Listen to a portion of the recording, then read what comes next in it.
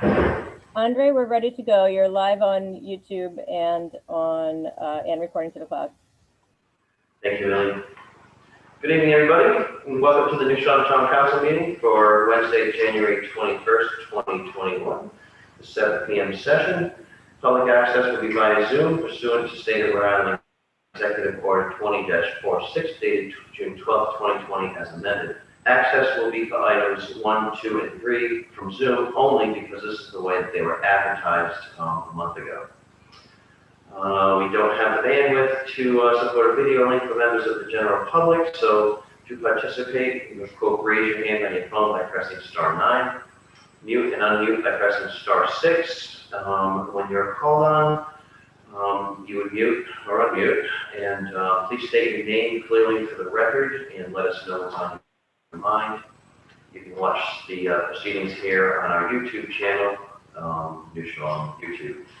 So without anything else, item number 1 on the Zoom agenda is a public hearing on the proposed amendment to the Town of New Charlotte zoning section 111, general prohibitions, living floor area. The New Charlotte Town Council will consider amendments to the zoning ordinance which prohibit living floor area in excess of 4,500 square feet or building volume in excess of 65,000 square feet, and reduce building footprints for residential structures in the RA and RB zones. I'll make a motion to open the public hearing.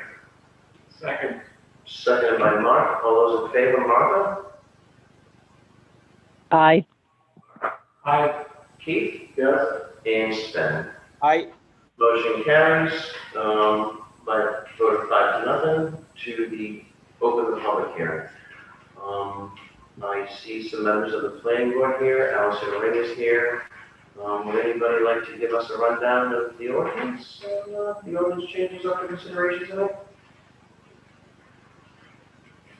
Allison, Martin? Sure, I can speak. I can, happy to introduce the, just the amendments that are being proposed. So, in response to some increase in applications and some anticipated increase in application in regards to large residential structures, the planning board voted in April to send the proposed zoning amendments to the town council for your consideration and adoption. This is related to the size and massing of residential structures. As you are aware, there are several sections within the existing zoning ordinance that were adopted back in 2008 that regulate the size of structures, residential structures within the RA and RB zoning districts. There's section 406 that establishes that threshold above which if a property owner wanted to construct or put an addition that would cause it to be above those certain thresholds, they would need to apply to the zoning board for a special use permit and go through the development plan review process with the planning board. This proposal does not change any of those triggers that are in 406. The sections that it does impact is section 514 and section 111, the prohibitions. So there are absolute maximums within those sections for sizes and massing of residential structures. So this proposal simply reduces some of those and adds one additional metric. So the purpose of this obviously is the concern about the character of the island and that some large residential structures of this size would have a negative impact on the character of the island. So the draft amendments include a reduction in the prohibited levels as follows. So currently the maximum is 5,000 square feet for an individual building footprint. This proposal would bring that down to 3,500 square feet, 80,000 down to 65,000 cubic feet for building volume. And then it adds a maximum for living floor area. There is a threshold in 406 for living floor area, but currently there was no living floor area maximum within those other two sections. So the proposal is 4,500 square feet. There is a table that was included in your material that provides a quick comparison between 406 triggers and then the current and the proposed figures for those absolute maximums. So the planning board also wanted to relay that they're hoping that they want to continue working and exploring other future amendments.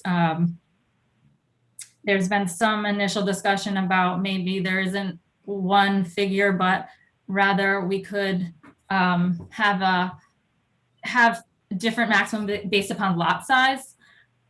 So we wanted to keep continue exploring that, and with the ultimate goal being that unintended large-scale residential developments out of character with the island are not constructed in the short term until we're able to explore further amendments in the future. Thank you, Allison. Councilor, any questions? Yeah, Allison, was there a home that was the genesis for pursuing this, that was constructed on the island? No, no one individual proposal. It's just, I think, a culmination of several recent ones and just some concern about process and what could be coming based upon a lot of turnover of properties. So I think this was, because obviously if an application is proposed, nothing would impact current applications, right, or previous applications. So it's really going forward that the planning board wanted to ensure that there wasn't a continual increase in the sizes and of the applications coming in and the number of applications coming in, where the boards felt like, they can't say no. They needed, some further control on some of those figures. Alice, as I remember, 100 years ago when I was on zoning, it's 4% density for residential A. Now, does this proposal you come before us kind of trump that density? I'm sorry, I couldn't hear. It's a little choppy, but it doesn't change. It's residential A and residential B, no changes to what zoning districts this covers or any lot coverage requirements or anything like that. It would still be 4% in residential A? No, yeah, no changes to any of that.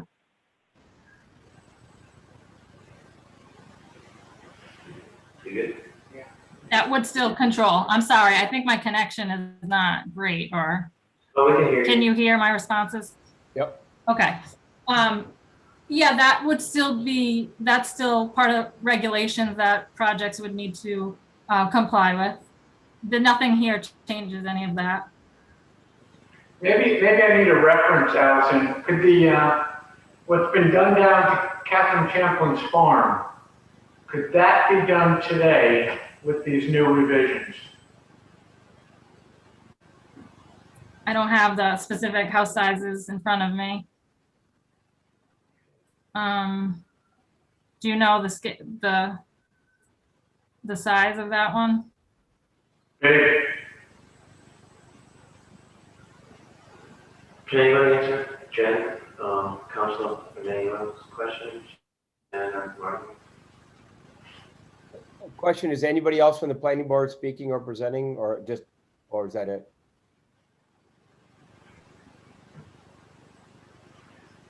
Did anybody hear Stan?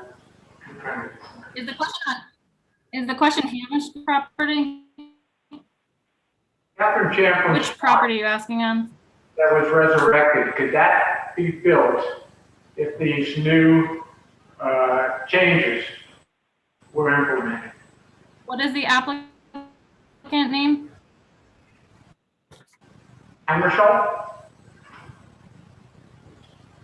Yeah, that would probably, if my recollection is correct, that would be above. Well, okay, so it's individual. I know there's multiple structures there. So if the main house, I believe, is above 4,500 square feet living area, if I recall correctly, I'm thinking that because again, it's just for individual structures, and I know they had, I think, several in that design. So the main one probably would have exceeded I can answer that. Maximum. I just pulled up the decision, and the main structure, the single family dwelling, is 4,810 square feet. Then they have additional building footprint for other buildings. Thank you, I just needed a reference. So, Andre, this is Sven. Can I? Yeah, go ahead, Sven. So Mark, just to your point, just to make sure, the main house there would maybe be above that. But this doesn't, to your 4% question, this is about an individual house size or residential size. You could have as many of those as you wanted on the property up to that 4% number or whatever the cap is for that zone. Thank you. Very good. Councilors, any other councilors have any questions? I see a hand up in the public. I want to take comments from council. Andre, can you hear me? Loud and clear. It's Martha. I have more of a comment than a question. I think I'm looking at this less as a zoning amendment and more as almost as a moratorium because there clearly has to be more work done on it. One of the things that has always seemed to fall between the cracks since 1989 is there are a number of properties that are not in the historic district and neither are they in residential A and B. When the zoning was mapped in 1989, there were some zones created that hadn't existed prior to that time. I don't want to get in the weeds. I don't want to again get in the weeds here, but it concerns me that you're leaving certain areas out of this one. That comes to mind immediately is diagonally across from the police station. Those two lovely old houses that the Barrington and I guess what people call the Island Home now, which are not in the historic district because they were originally in residential B. And when the zoning was changed, that was never folded back into historic, which it, in my opinion, should have been. So they would not be areas like that would not be impacted by this ordinance, and they're not protected by HDC right now. And that's something that I think, I'm not saying delay what we have here before us tonight, but that has got to be addressed. That just can't just keep lingering out there. Thank you, Martha. Mary Ann, can you take note of, Andre, scheduling some discussion as to Martha's concerns at some point at a meeting? Andre, can I build on? Sven, go ahead. Yeah, just building on I actually have a few points, but my first one is building on Martha. I guess my question to Margie or to Allison or the planning board is, why isn't this all zones other than historic? I mean, is there a reason why it's only RA and RB? That was one of my questions. I think Martha phrased it very well. Does anybody have is there a reason for that, or is it just they're focused on these? And Allison or Margie, can somebody help me with that? Yeah, again, this was written in 2008. I wasn't here at the time when this was drafted or adopted, so I wasn't part of the conversations as to which zoning districts would be incorporated at that time. But I can say that when we had with the planning board recent conversations, the question has come up about which zoning districts should these regulations apply to, and that's certainly something that the planning board wants to discuss further. So I think it's a good point that you raise, and I think the planning board is definitely going to discuss that further. Okay. Can I keep going, Andre? Keep going. Thank you, Allison. Go ahead. So Allison, and again, anybody can answer this. I hear all the numbers. I guess one question would be, how did 35, I'm going to pick one of them, and the 3,500 square foot footprint for residential structures, principals, or accessories, that's a footprint size, 3,500 square feet. How did that number come up? And I'm just going to hypothetically say, why not 4,000? So one question is, how did the numbers derive? Then the second, which we haven't discussed at all, is, in my opinion, one of the more interesting, is number 6, which gets into roof design pitch of all new residential structures constructed at a height greater than 28 feet. And it suddenly says what kind of a shed dormer, or what kind of a hip roof, or what kind of a gambrel, or by the way, no flat roofs, or,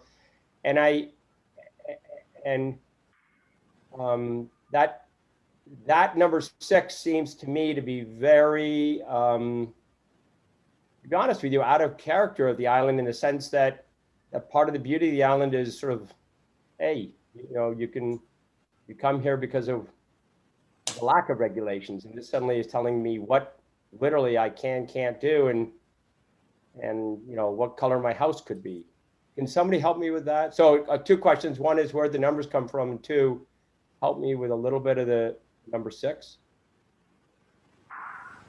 Okay, so number 6, the roof design regulations have been on the book since 2008. We're not proposing, that's nothing new, or we don't have any proposal to amend those, but it's something, again, if the town wants to further explore amendments to these sections, we can probably improve on those and reconsider some of that. In regards to the figures, I apologize. there was, Allison, you're saying right now a flat roof is not permitted currently? Sven's question, Allison, is currently right now a flat roof is not permitted. sorry, I couldn't hear the beginning of the question. So are you currently saying that a flat roof is not permitted? That's the current regulations. Nothing is proposed change there. It says, yeah, above 28 feet. Flat roofs are not permitted. But again, we're talking about, let's see, certain applicable, it's only applicable to certain structures. So maybe, and this started in 2008, and only certain structures would that regulation apply to. So there might be some structures you're thinking of that exist that have a flat roof. And help me with the numbers then, like 3,500 square feet versus, I picked it 4,000. Just how did you guys derive to that 3,500 number, or any of the numbers? Right. So there was some analysis with using the vision data and analyzing that there's square footage information in vision. So we were able to analyze that data. It's not too scientific, of course. We needed to, there was debate among the planning board, right? And you just have to come to reach a consensus as to what the right number is. So you obviously have the 406 triggers, so it's got to be above that, and something below, they felt there was a consensus that what was currently in the regulations was too high. So reducing it, but having the kind of room in between 406 regulations and these. In the memo to the council, there's some discussion there talking about the square footage figures, how few structures there are existing that are above that 4,500 square feet of living area on the island. And so, we're talking about a large majority, looking at what is the averages and a large majority of the current structures to try to continue that character and that scale, and try to obviously be balanced and reasonable approach. So I guess that's the best explanation I can give to where the numbers derive from. And we had, an architect on the board to help with the cubic feet, figure, making sure that they kind of had to correlate, right? You couldn't have one figure, want the figures to match and correlate with the scale and the size. So getting some assistance with the cubic feet from an architect to make sure that made sense based on the, square footage of maximum of the home and footprint and things like that. Thank you. Thank you, Stan. So, Allison, I just have a comment or a question about, so would this affect, we're talking a lot about housing and building apartments for, year-round housing, and how would this affect the sizes of those if they were to be built in the RA or the RB zone? I mean, obviously they would be big structures, there would be apartments for year round. So how would this, like, would there be a special exception for that? Would the town have to go for a special exception for that? Special use permit? I'm just wondering, given the way that this is written, would we be able to build apartments for year-round residents? So the applicability of these sections is for all single-family dwellings, accessory structures, accessory residential structures, and secondary units. So apartments, multi-family, not applicable. Okay, thank you. Answer your question? Yeah, so it's really like construction related to single-family uses. Correct, Jen, right? We're not talking about multifamily, wouldn't apply to these limits to size and massing don't apply to those. Right, and I think uses. the housing board, the project that they're looking at is going to be in New Harbor Commercial, so it wouldn't really affect that project at all because it's a different zone. Yeah, I'm not focused on any singular project. I'm just thinking in the future, if something comes forward in that, we'd be ready to go. Anybody? Anybody else from the council?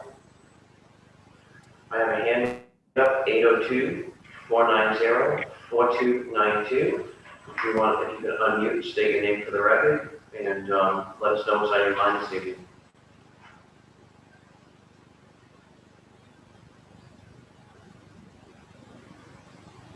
I see you're unmuted. 802-490.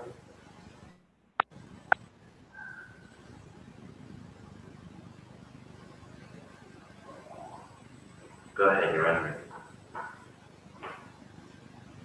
unmuted. 802-490-4292.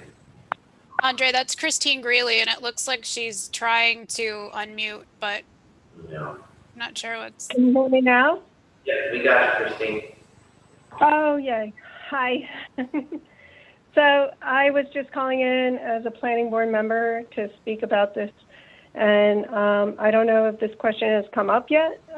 It's really hard to hear when all the council members who are in the same room are those people. It's very echoic. So I'm not sure if this topic has come up. But I wanted to talk about the issue of land value and house size, and I know that's been a concern. And I just want to say that the concept of land value is really subjective, and it can change very quickly. And the assumption that the best use of a land is to maximize the house size might be misguided. There's many oversized houses that are not holding their value, and the added time and money and extra cost in design, maintenance, taxes, insurance, utilities, energy systems, and repairs turns what could be a dream home into a money pit. And many millennials are not interested in buying that type of house. So I think that argument in terms of why we shouldn't be looking at controlling house size is maybe misguided. Also, changes in the neighborhood do affect the house value for the other properties. So a smaller property that is overshadowed by a bigger property that loses its view could lose its land value. So I think that it's really important to think about these impacts when we're making a decision about house size, in not just in terms of like the price of the property or how much land is there, but how it's affecting the neighborhood and how it is in scale with what's around it. So the proposed changes, also I want to say that they've been in the paper for several weeks, and many property owners have been able to see those throughout the spring and the summer. So I think there's been a lot of opportunity to notify people, and I hope that we hear from people at this meeting about their thoughts about these changes in this property. And that's all I'll say for now. I do have more comments. Thank you. Thank you, Christine. Anybody else from the public?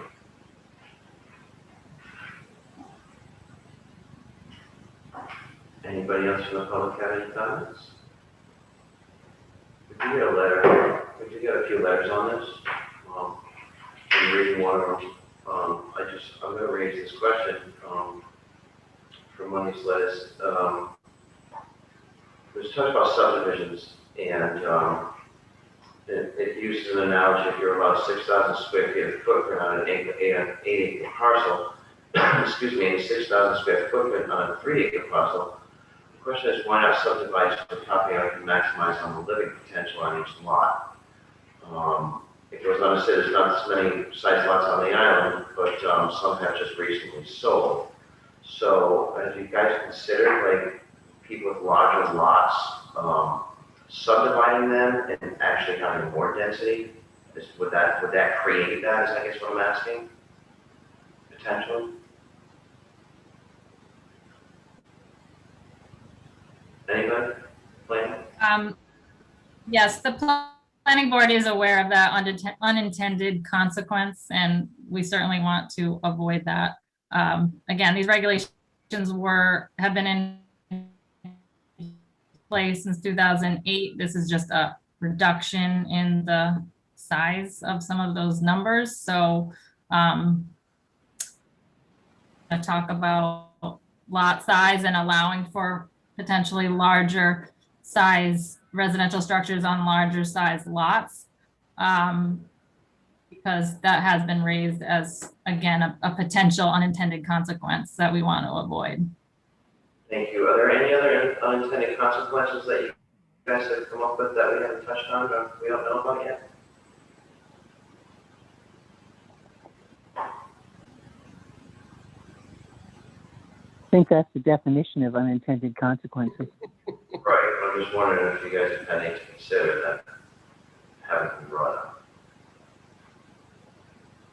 No? Okay. Christine, you 860-202-9500. I see a hand up. Is that Christine? It's not Christine. Good evening. By way of introduction, it's Rich Hayes. Good Evening, Andre. I own some property down off of Cornick Road, and I'm very concerned about what I'm reading with these proposed recommendations of these amendments. So much so that it's difficult for me to decide where to begin here this evening.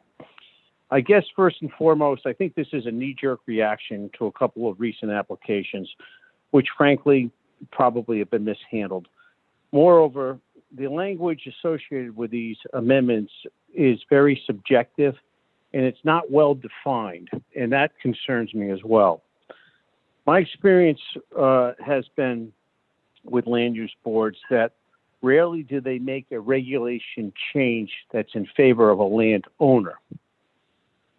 The fact of the matter is it's more the exception than the rule. And this remains to be the case here.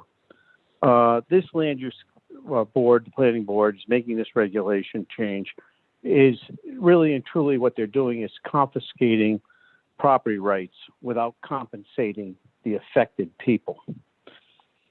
This is tantamount to a taking.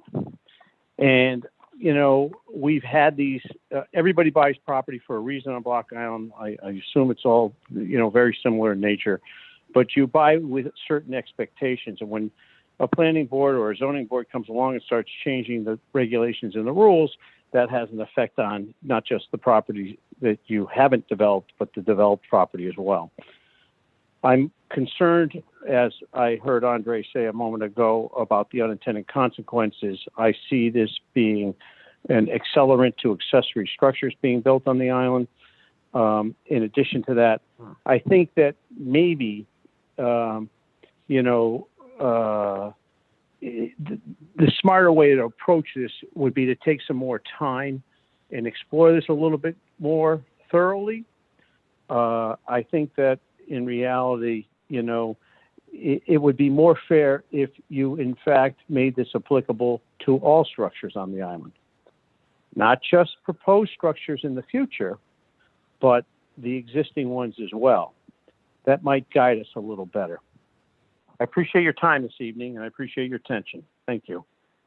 Thank you, Mr. Hayes. I will note that we did receive a memo from the land use attorney, Bill Landry, and it basically says, the planning board's April 29th memorandum duly discusses the policy consideration that culminated in the amendments. And according to Mr. Landry, from a legal perspective, the amendments are not problematic. The United States Rhode Island Supreme Court for approximately 100 years have recognized the constitutional quote police power of municipalities to regulate the type and extent of development that will be allowed on private property as long as it does not amount to a quote taking of that property.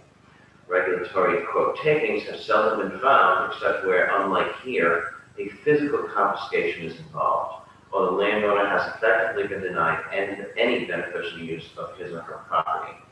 Lot and house size limitations, even though they may affect value, remain authorized unless they effectively deprive a landowner of substantially all of the value of the underlying land.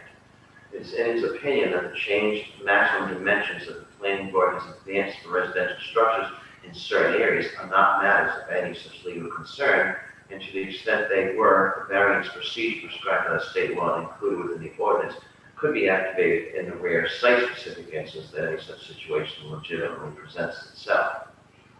So that, you brought that up about the takings, that's the opinion of the land use attorney on this, but I do agree with you on unintended consequences, and a little bit more time could be taken to craft a better ordinance. That's my opinion. Is there anybody else from the public that would has anything to say? Mike H. I see your hand is up. Mike H. No number. Good evening. Thank you for the time. Could maybe Margie or Allison characterize the two dissents? I guess you don't have to name those people on the planning board, but what were the main points that they dissented on? I have great respect for both of their opinions, and I'd like to understand where they were coming from. Thank you.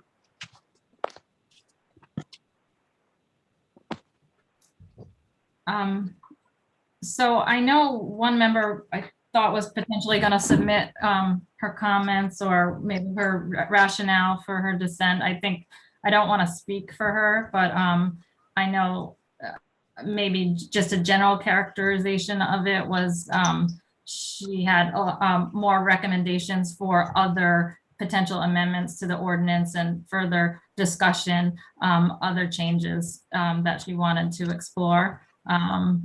So I would say it's not that she's necessarily in opposition to controlling for the size and scale of structures, just that she wanted to explore other questions and recommendations that she had for changes to the ordinance.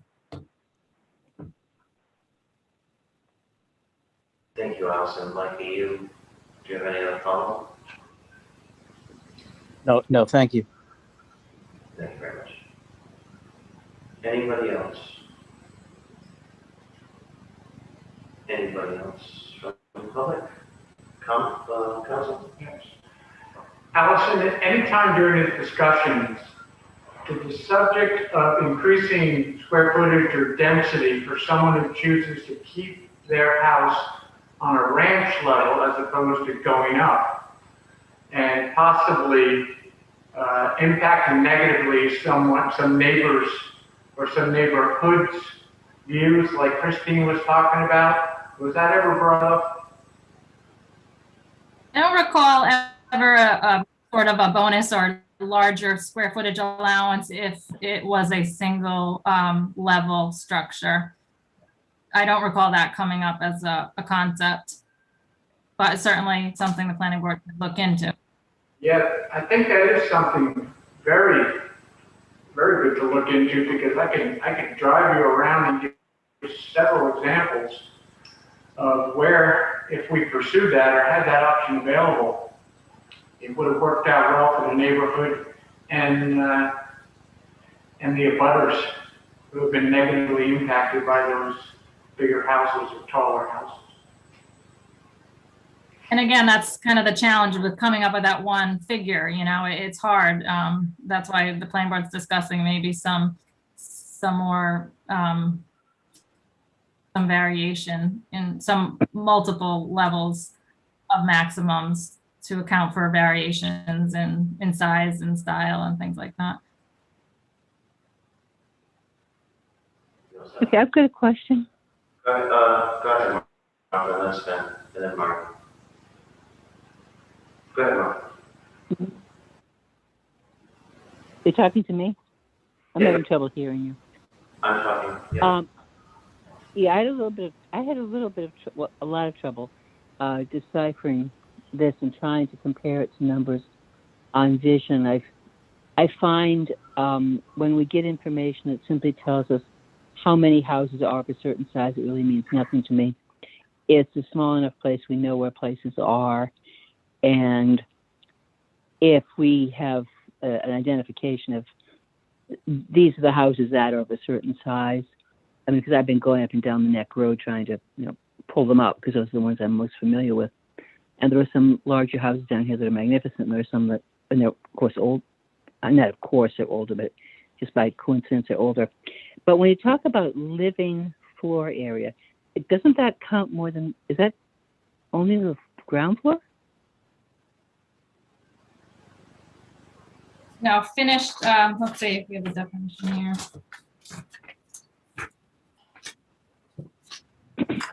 No, it's the total floor area measured in square feet from the exterior limits thereof of that portion of a residential building which is used for habitation, excluding garage space, unfinished basements, exterior spaces such as porches and decks. So that means your first floor, your second floor, that's the actual living area. Or a Is finished that basement. correct? Yes, yeah. Yeah, Where your the footprint whatever is, finished yeah, area you the, have. There's the building footprint is the one that would be what the issue that Mark was speaking to is the building footprint, not the living area. I got that right? perimeter of a, well, he was recommending potentially looking at giving, if a structure is on a single level, allowing them greater living area, like almost like a bonus. Right. I just want to be sure we had that clarified. Thank you, Martha. Sven? Yeah, thank you, Andre. I think there have been some great comments and a number of good letters. I do know some other people that seem to have their hands up, Christine, but right, there were a couple of things that I really worked through today that I think are good to talk about. One is that first of all, building height isn't being changed, so it's more about massing, and people talk about obstructions and view sheds, etc. What I read this doing is making the massing smaller, right? So they're basically saying the maximum that you can build is a smaller house at the end of the day. But the trigger points, and this to me was very important, the trigger points for when a house has to, or when a design has to go for special use permit doesn't change. So I believe that's currently at 2,000 square feet, both current and recommended. So what that means in essence is if a house is coming in at 1,900 square feet, everything is good. It can go through the normal process. The minute it gets above 2,000, special use permits have to be applied for, and it goes through the special use process. So here really, as I see it, is in essence taking a 5,000 square foot house and making it down to 3,500, for example. And so in many ways, I see this as having an improved effect on smaller, less massed houses, and potentially some people would say in keeping with the island. One of the callers did call in or to speak that it could add, I'm not even sure it's unintended, but it could add that maybe there's another accessory house. Obviously, we're not talking kitchens, we're talking bedrooms or something of that nature. So It could mean that for those people that really want to have that big house, you won't get the McMansion effect, but what you could do is end up with a separate house, a la you start back at that 3,500 number in square footage. So I, unless I'm misunderstanding it, that's what those first 5 elements sort of do. They take it from a potentially larger house to a smaller house. And then actually, to Mark's very early comment about percentage of lot coverage, that doesn't change. So it could be that there are 3 smaller houses instead of 2 bigger ones or 1 bigger one. And whether we believe that's a good thing or not, I think that's a very clear intended consequence. Just want to make that, if anybody thinks I'm wrong, please tell me, but that's what I see the real benefit of this doing. Thank you, Sam. Mark, comments?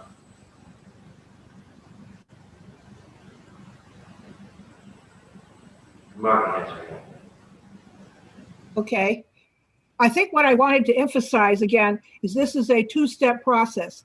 This is step 1 tonight, just putting the numbers down to keep from having huge houses built over the next year, while the planning board takes this next year to look at all of these aspects that we've talked about tonight, plus a number of others that we have discussed earlier. So the first step tonight is to put these changes in place so that we keep the huge houses from being built. And then the second step is to take place over the next year, where we will discuss and review other methods of calculating house sizes. After all, we said right along that one size does not fit all houses.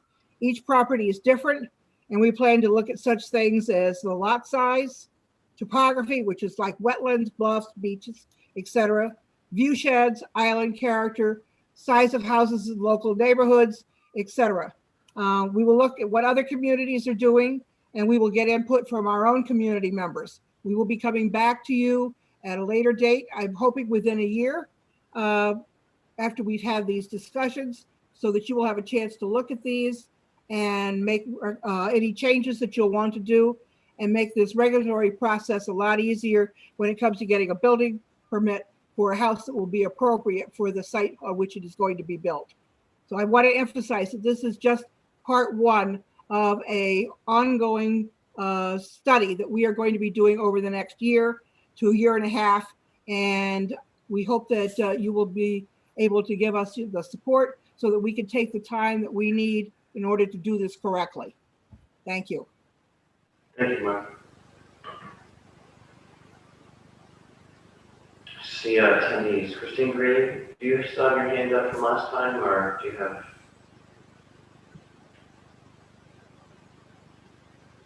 Do you want to say something else, Christine Gray? I see your hand up. Hi, can you hear me? Yep. So I want to echo Margie's excellent comments about the intent of what we're doing here. I just want to add that we did not put any limits on accessory buildings, and many of the applications we see include accessory buildings. The number 1 issue I hear from the community members since I've been on previously zoning and now planning is house size. And I think everybody has something to say when a large house is built. And I think that there is a lot of support in the community for putting in some kind of controls on house size. So. Thank you, Christine. So how would this affect somebody who's already got a house that maybe that big, and they'd like to maybe finish it? Like, will they be stopped from doing that? Let's say somebody lives here right now, or that's in that range. Would this put a stop on that? Any renovations or anything? No. We are only going to be working with houses that will be coming in the future. Okay. So existing structures, if they are to put on an addition, depending on the scale, like what the ultimate size of that structure would be, could require a special use permit if it goes beyond the trigger but below the absolute maximum. But they wouldn't be allowed to go put an addition on that would cause them to go exceed that absolute maximum. My understanding, I had this question, posed it to Bill Landry. So his response was, in regards to, I think our analysis was there might be 18 structures that are residential structures that are currently beyond that 4,500 square feet size. And I don't have data on or footprint, but if they are to if they're currently exceeding those absolute maximums, they would be allowed to seek a variance, is what I was told by the land use attorney would be their avenue for further increase in square footage. Is that a step more than they would have to do without this ordinance change? Well, no, it doesn't change. Like, it doesn't nothing. This ordinance, their amendments tonight don't change that. It's just that the threat, that number's lower, right? So it might cause more people to have to do that because of the lower number, but it doesn't, none of the regulations here are new or a different process, anything like that. It's just that the building footprint, that absolute maximum being lower, if that makes sense. So maybe I should clarify. If somebody has a building right now that's larger than what these changes are, and they want to, like, I don't know, refinish their basement or something like that, now after these have changed, will that change what they have to go? Will this change the process they have to go through to do that? Any alterations to any buildings this size? Would this change any way that they would any renovations they want to do in the future after this? It doesn't change it. It's just the lower numbers increase the likelihood of having to go through the process. Andre, I can just let you know that since 2008, I think I've only had one application that has come in because of this situation. So it isn't something that we see a lot of. It's mostly tear downs and rebuilds is what we're seeing right now. Right, but it could exist. Could. Okay, thank you. Any more comments on the public hearing? I see none. I think one thing that would be beneficial as we pursue this are some visual aids. Can we get some concept or something conceptual to tell us the difference of the existing as opposed to what's proposed? I think that would help certainly me better understand it and others too. And we don't have to do it by going out and snapping pictures of people's houses. We can, I guess you can just do it all on a computer now. Do you not fully understand what? No. Well, there already are pictures of people's houses on Vision Apprentice. You just have, but sorting through them, you know, I'm only going by the houses that I know are larger houses, and there's got to be a better way, more efficient way of doing that I'm using, which I presume is what planning did. And there's also some visual aids in the back of the zoning ordinance.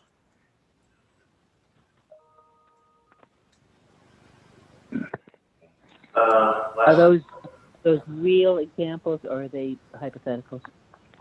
Hypotheticals. We look. We live in a place where you drive by a lot of these houses every day. It's not like you're going down, some secret road and taking pictures, or just don't bother to go down the secret roads. There are plenty of very visible houses that fit on one side or the other of this. I think would be very helpful for us to have a handle on how large they in fact are.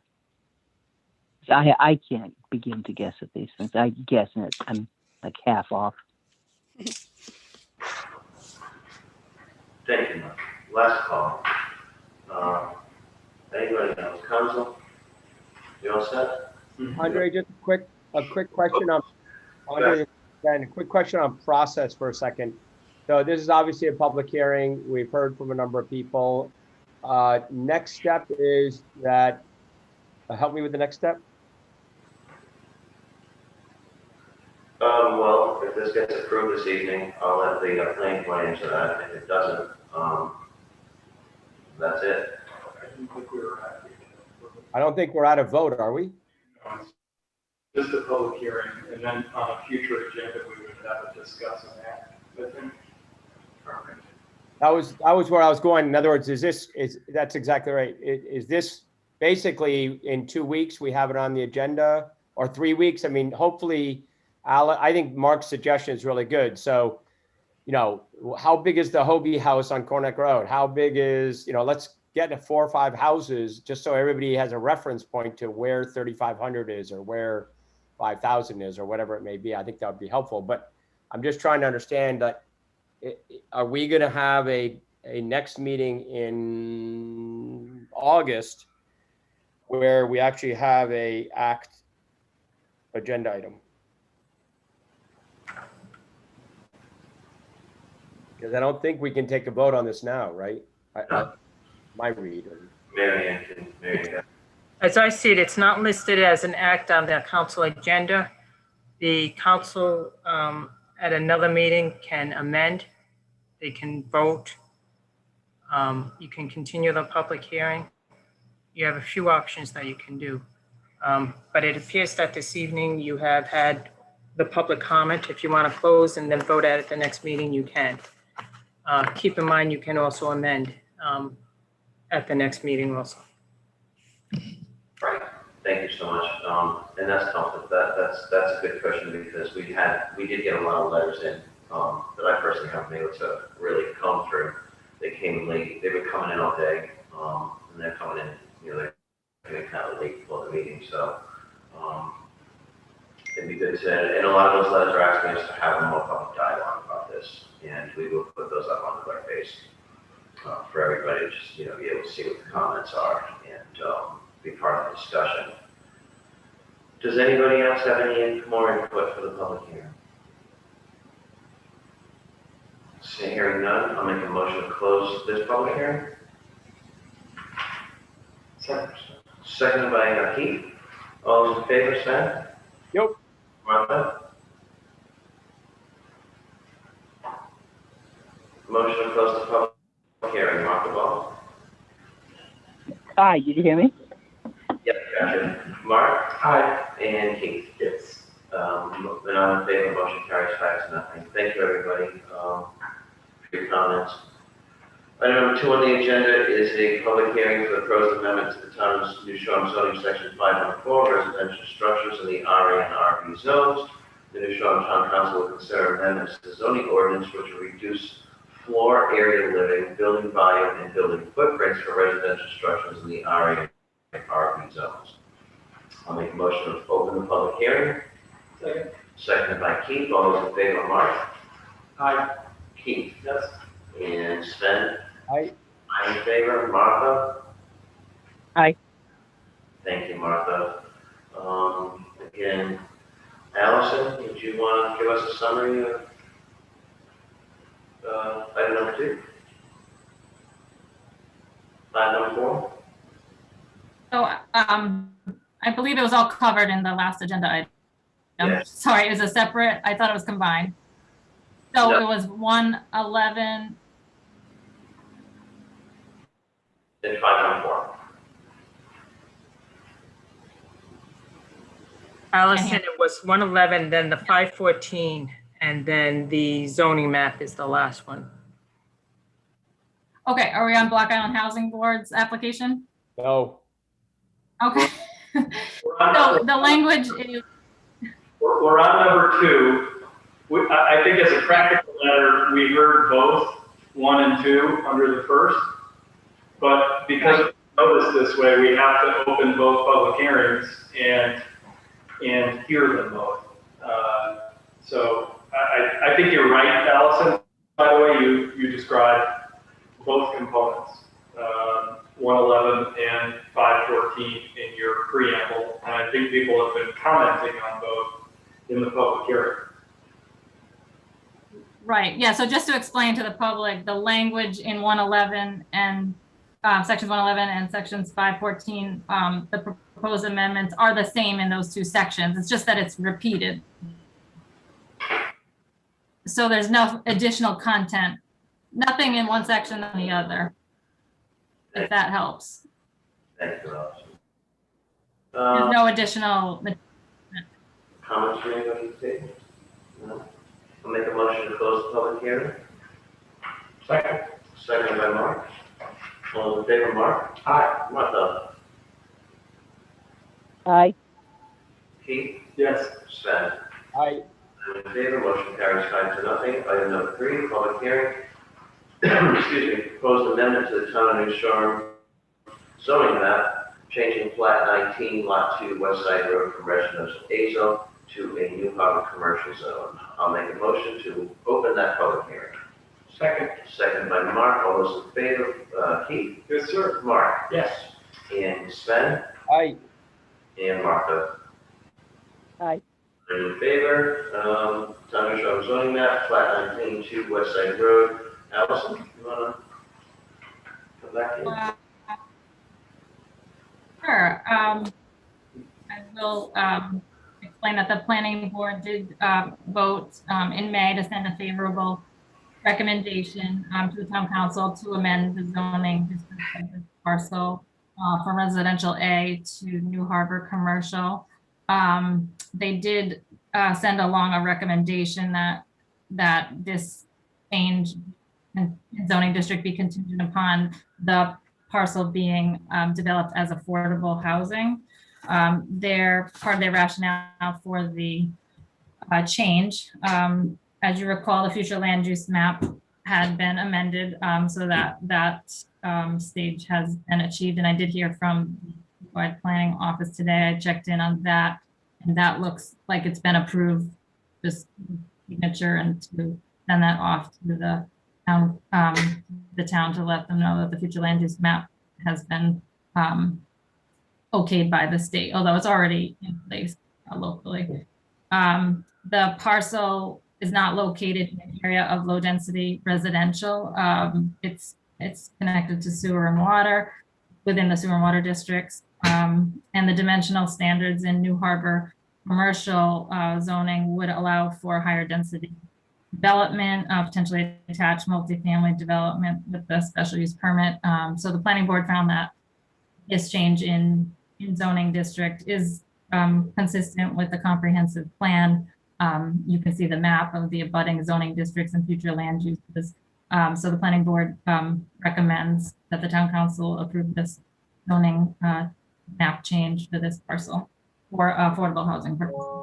Thank you, Allison. Council, have any questions? Is there any questions from the public? Sven? I think this is Mark asked, or Andre, actually, you asked before about different configurations for affordable housing. You and all of us have pushed so hard for more affordable housing and helping getting housing for people that live here year round. I think this is a very creative solution. I think it's a great idea. So I am all in favor and in support of moving this parcel from zone to zone. And I think it's a great beginning to a good solution for housing. And I thank the housing board. Thank you. I'll make a motion to close the vote. Millie? You're muted. Thank you, Andre. I just wanted to speak on behalf of the Housing Board. In case you had any questions, I wanted to know that we were represented here, and we certainly appreciate the support from the council and the planning board. Thank you, Millie. Seeing no more questions from the public or the panel, I will make a motion to close the public hearing. Second. Second by Mark. All those in favor, Keith? Yes. And Sven? Aye. Martha? Aye. I'm in favor. Mark? Aye. Motion carries 5-0 to close the public hearing. And we're not voting on that this evening? Then we'll come back at us in August. And Andre, can I think on all of these, if there's a way to have this on an early August agenda early August agenda, I think the sooner we handle all of these zoning requests, the 3 big points would be better, in my opinion. Millie, you have a question? You're muted. Yeah, I was just curious as to why you might not act on this one this evening. It would just help move us forward. Quite frankly, I'm prepared to act on it. It just didn't, it doesn't say act on our agenda. If we could act, Thank you. if we could act on it, I'd be happy to. I think we all would. I don't think we can under the. No, we can't. So. We can't, it doesn't say discuss and act. So that's why. That concludes the Zoom portion of our agenda this evening. Clerks advise how to move forward to the 8 o'clock session. Can we just keep going?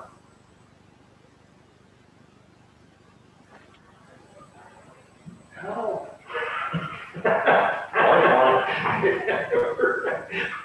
We're adrift on life. Mary Ann, Millie, are we closing out this Zoom and going over to? No, we're continuing right along here, so you can invite people into the room now if you so choose. Okay, perfect. So no, I don't need to go, do I need to read the header on that, or can we go straight into 4? I think you can move right along. Thank you. Town Manager's Report, updates from the Harbors Department, Recreation Department, Island Free Library, Finance Division, Administration, and the Broadband Project. Mary Ann, you have the floor. And let me get my paper. So the Recreation Department, the Recreation Department is in full summer mode. The town beach is open 7 days a week and is fully staffed. Camp Mohegan is running at total capacity. Baseball camp with John Tarbox took place last week with 28 participants. Basketball camp will take place this week. Movies on the Beach continues. This is a popular program on Tuesday night with Josh Marinado of Soundwaves puts on this popular event. Cindy and Dave are turning their attention to the triathlon, which takes place on August 7th. The Heinz Fields Town Beach and School Gym are busy with adult softball on Monday evenings, team volleyball on the beach on Tuesdays, basketball on Wednesdays, and soccer on Thursday. The Highway Department is busy with daily cleanup of the town, parks, bluffs, and beaches. Street sweeping is done twice a week in old and new harbors. Sweeping in the outskirts is done as needed, mainly after rain events. All town-owned dirt roads have been mowed before July 1st and will be done again sometime this fall. Wet early summer, July has been third wettest month we've had in July in history. And the amount of increase in traffic and the size of vehicle has taken a toll on these particular dirt roads. The last 2 weeks, staff has been busy on leveling the dirt roads, and they are in decent condition currently until the next rain event. Mike and I have discussed we need a long-term solution for these town-owned dirt roads. In recent years, they have seen an increase in traffic and wear and tear. The common maintenance program is not meeting the traffic demands that is currently being placed on these roads. This summer, for the first time in conjunction with the sewer department, the highway department has been maintaining the porta johns at the Southeast Lighthouse, Mansion Beach, and the Heinz Fields because there was no bidder to do the maintenance. Monday, Wednesday, and Fridays, they are pumped out, then filled and cleaned. Tuesday and Thursdays cleaned by a seasonal cleaning contractor. Thus far, it appears this solution is working. The library and staff serve close to 1,000 people in the building per week. Also, 2 private meeting spaces are available for the general public via reservation. Both rooms are fully booked with a daily waiting list. The library still is under construction, has construction going on, resulting in parts of the library being closed to the public. As you expect, visitors are continually accessing the copy machine, fax machine, scanning documents, and Wi-Fi daily. Also, they've seen an increase with the notary services. The library continues to offer hybrid library services and program. The summer reading program has a record-breaking number of readers registered for this year with kids, teens, and adult participation. Since the start of the summer, I've been working the island almost every day, including many surprise visits while interacting with many. I have found many observations in recent weeks. Once the summer is over, I intend to present and work through ideas with all department heads in advance of planning for the summer of 2022. The staff here in Block Island continues to amaze me with their dedication and hard work and provide an enjoyable experience for all those who visit. The numerous summer camps, the busy harbors, safety, mooring reservations, overall public safety, marriage license, timely support from finance department, land use, our fire and rescue department, and our medical center. All our work and endless hours for those who chose in Block Island for their summer vacation and vacation home. I'm sure all visitors leave with a lifetime of memories.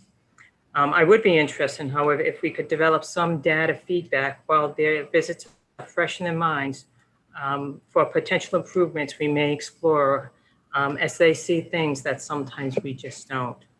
Lieutenant Governor visited the island on July 8th. Her visit was cut short because of Tropical Storm Elsie.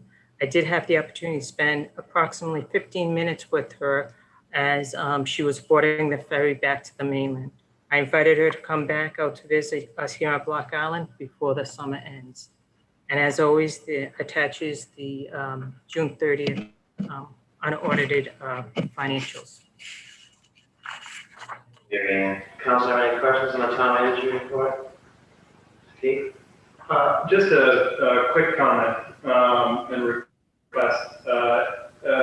Along with the town manager's report came the usual sort of comprehensive year-end, period end, and in this case, year-end financial spreadsheet. I have a number of questions about it, but I knew that we were stacked up today. So at our next meeting, I would like the opportunity to walk through that with the council and Mary Ann, probably Amy, just because I have just a number of questions, perhaps just because I'm a rookie. Sure, that'll be fine, and I'll invite the finance director to join us that evening. Thank you very much. I'm sorry, why can't you answer questions? Because I wasn't sure whether that was on our agenda to go through, so I just thought I'd ask. You want to? Okay. All right. Thank you. Thank you. Any other questions, comments? Council, public, town manager report? I see the library director came in. Thank you, Marianne. Do you have any questions? Thank you, Marianne. Next item on the agenda is the police chief's report. I see Chief Matthew Moynihan's in the room. Hey, good evening. I'm just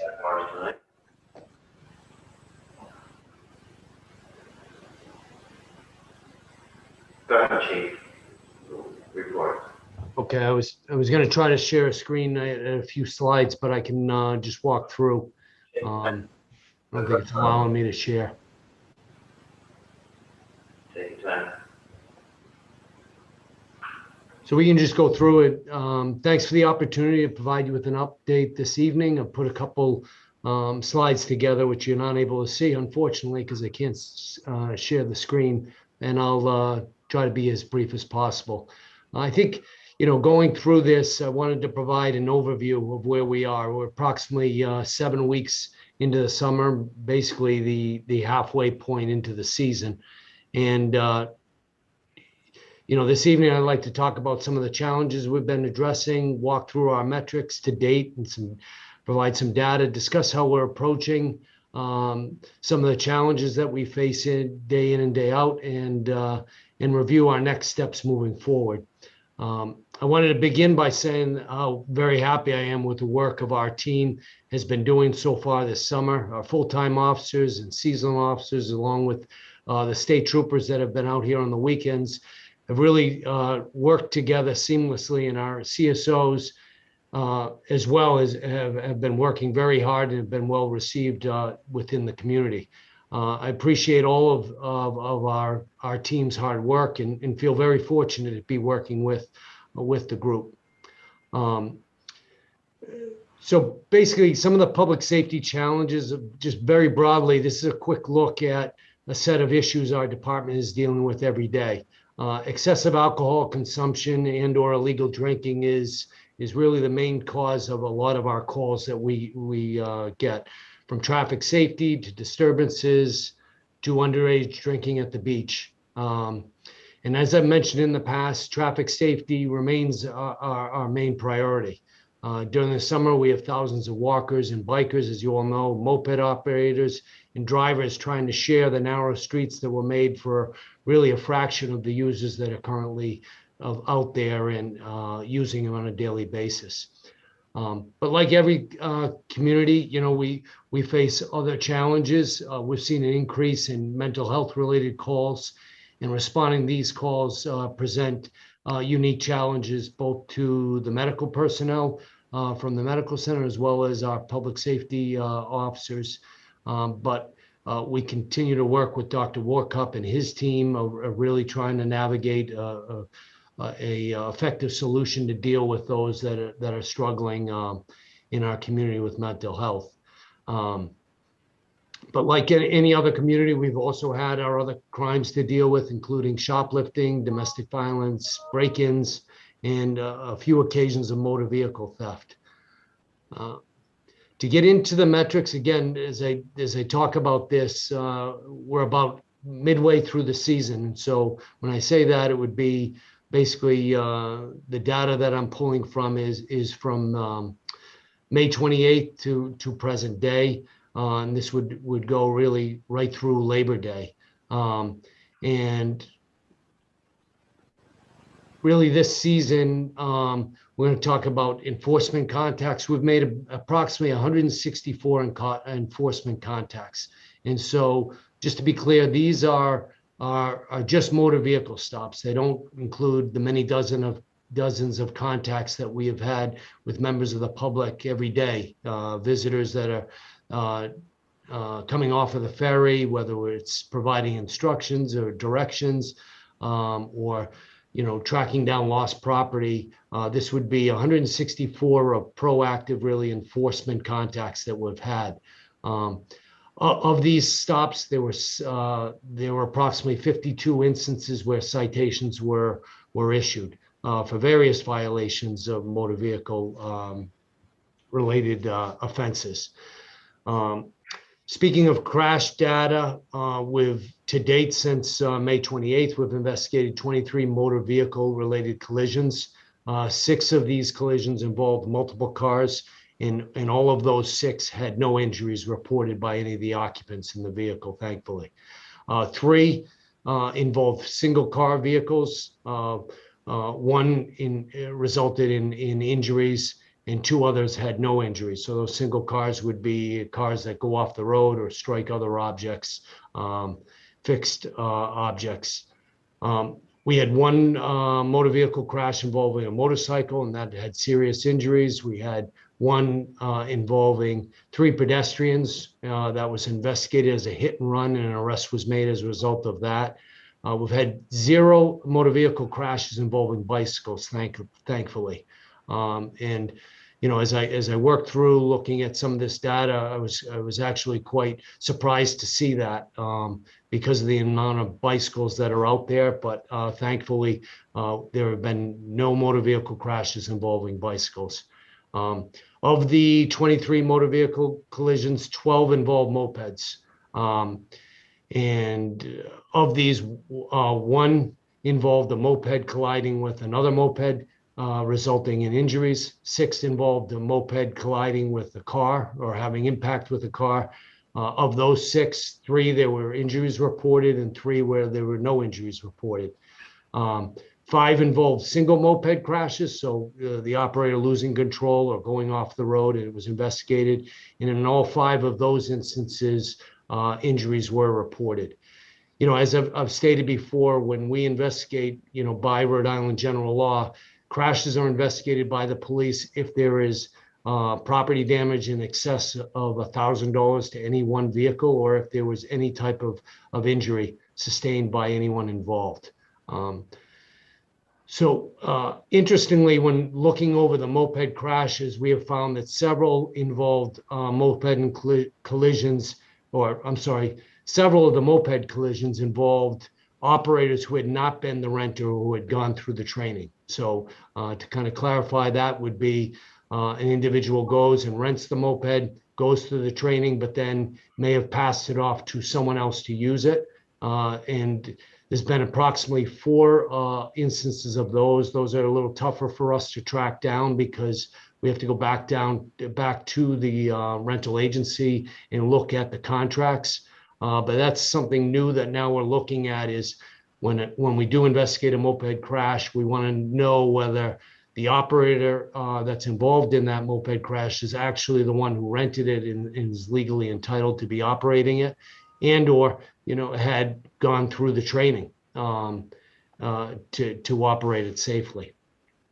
To date, we've impounded and worked with the rental agencies on having 41 mopeds that were removed from the roadway by the rental agency. So those were 41 different rental agreements that were terminated because the operator didn't fulfill the terms of the contract, and based on an officer observing dangerous activity or basically just a violation of the terms of the agreement. And that could be everything from, you know, an operator who isn't on the rental agreement. So we'd call up the rental agency and have them or request them come out and pick up the moped.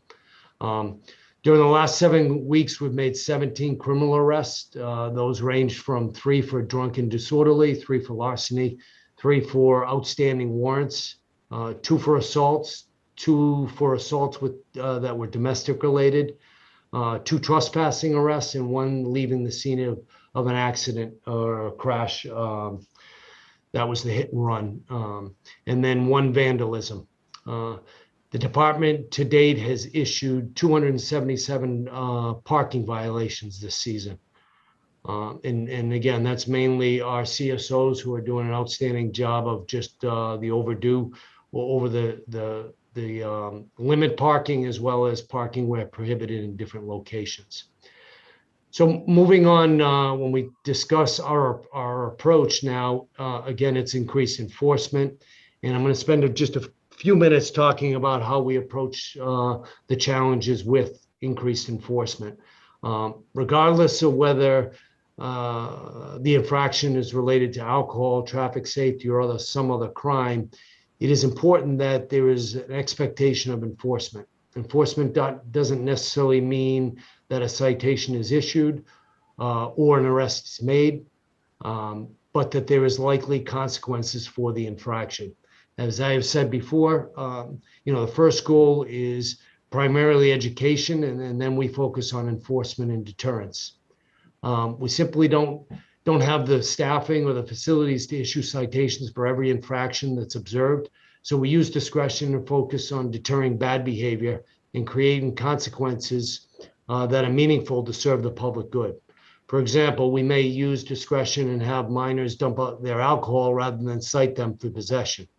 If we were to issue a citation or make an arrest for every infraction, our resources would really be depleted and would prevent us from addressing other important calls for service. So discretion is really utilized, and every instance that we could respond to is really on a case-by-case basis where we evaluate and then determine the best course of action. Collaboration, as I've said before, this is a tight-knit community, and the people are committed to a high quality of life. We have great residents and businesses to collaborate with, so we can deliver the kind of public safety services that everyone really expects.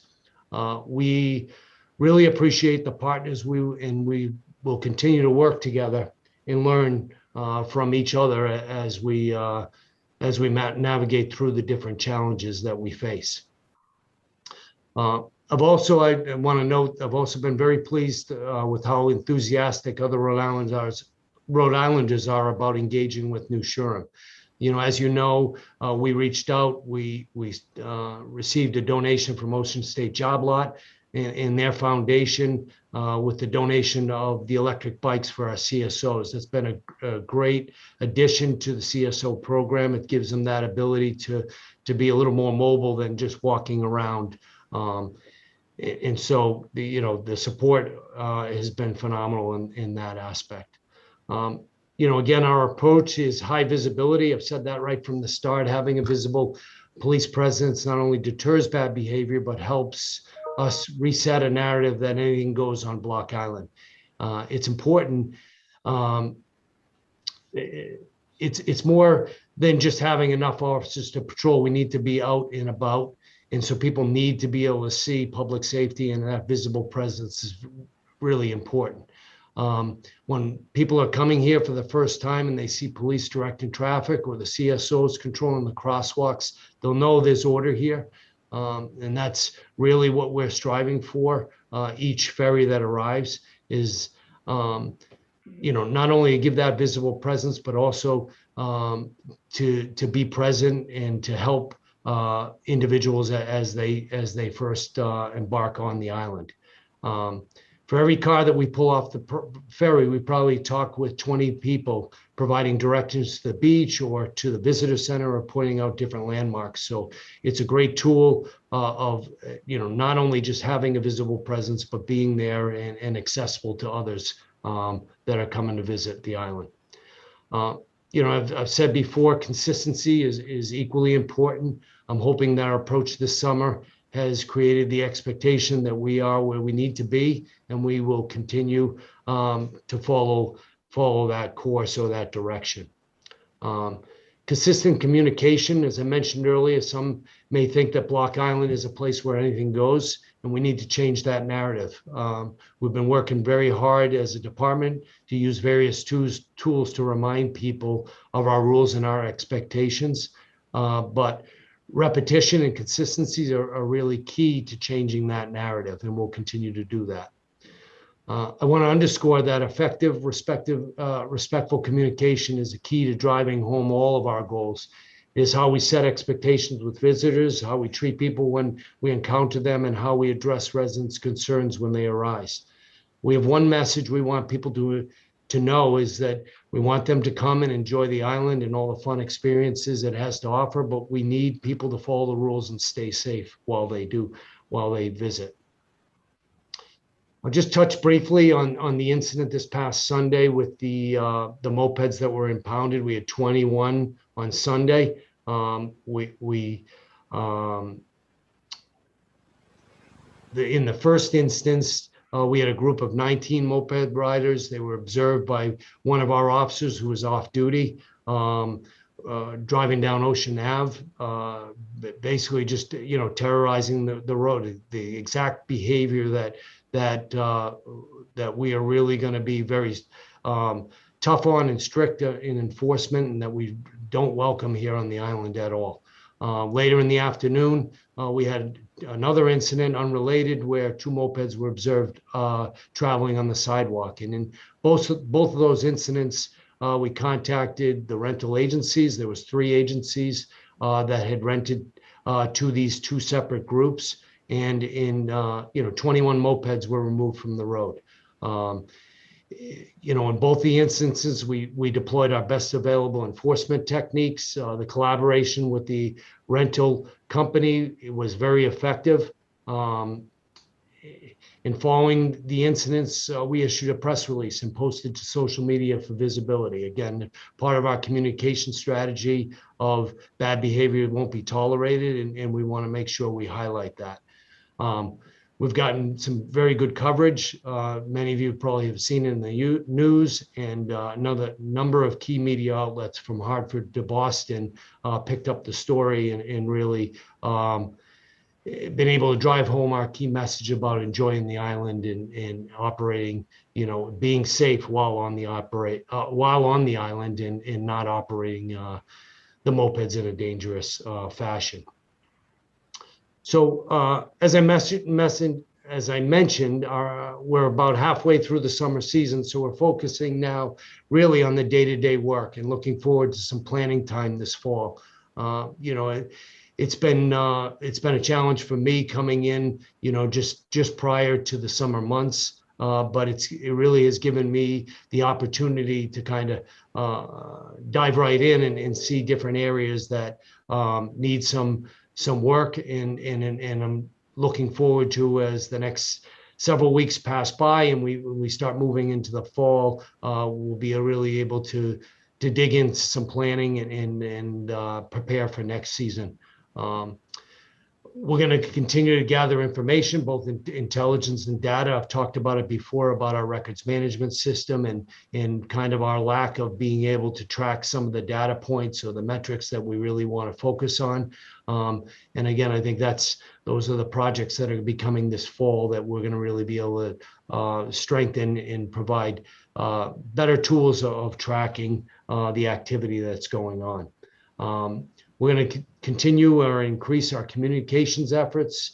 I look forward to building a new webpage for the department where we can share information and have more interactive online ability with the community, everywhere from issuing fire permits or really providing up-to-date information about the activity from the police department.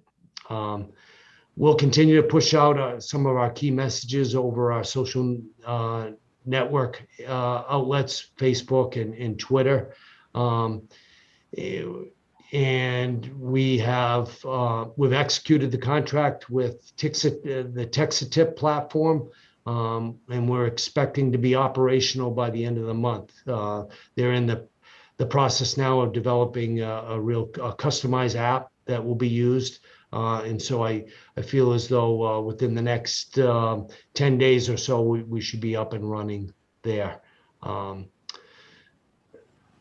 Again, I've shared my contact information. Anyone can contact me at the police department. My email address is mmoynihan@new-shoreham.com. My cell phone number, which is always on, and I really welcome input or questions from anyone, is 401-255-4866. And I want to close by just saying that I'm very appreciative of the feedback that I've received, both from the town's leadership and the residents. I look forward to continuing with members in the community this fall and continue to turn to receive their feedback back, to receive, comments of things that we're doing right, things that we could do better as we plan this fall. So I want to leave a few minutes for any questions or anything that I've gone over. I know I kind of pushed a lot out, but if there are any questions, I'm happy to answer them now. Thank you, Matt. Councilman, any questions for the chief? Yeah, I'm going to state the obvious. The difference this year from previous years is overwhelming. So I appreciate the job you've done with your staff. One thing some people have come up to me and asked me to address is the parking. It seems like this year has been the worst in the 40+ years I've been here.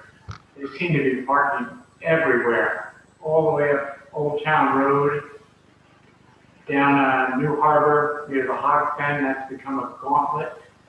I know you see it, and I know our town manager sees it with their walks. So something we're going to have to keep a good eye on and probably spend the off-season trying to correct. Absolutely. I mean, as I said, 277 parking violations have been issued. That's a fraction of the violations that are out there, and I think we can all agree, and whether it's that's part of the planning discussions this fall of what are some other options, whether it be the downtown area and employees need a place to park, but as well as, the number of vehicles that are coming on the island. Good. Thank you, Chief. Sven?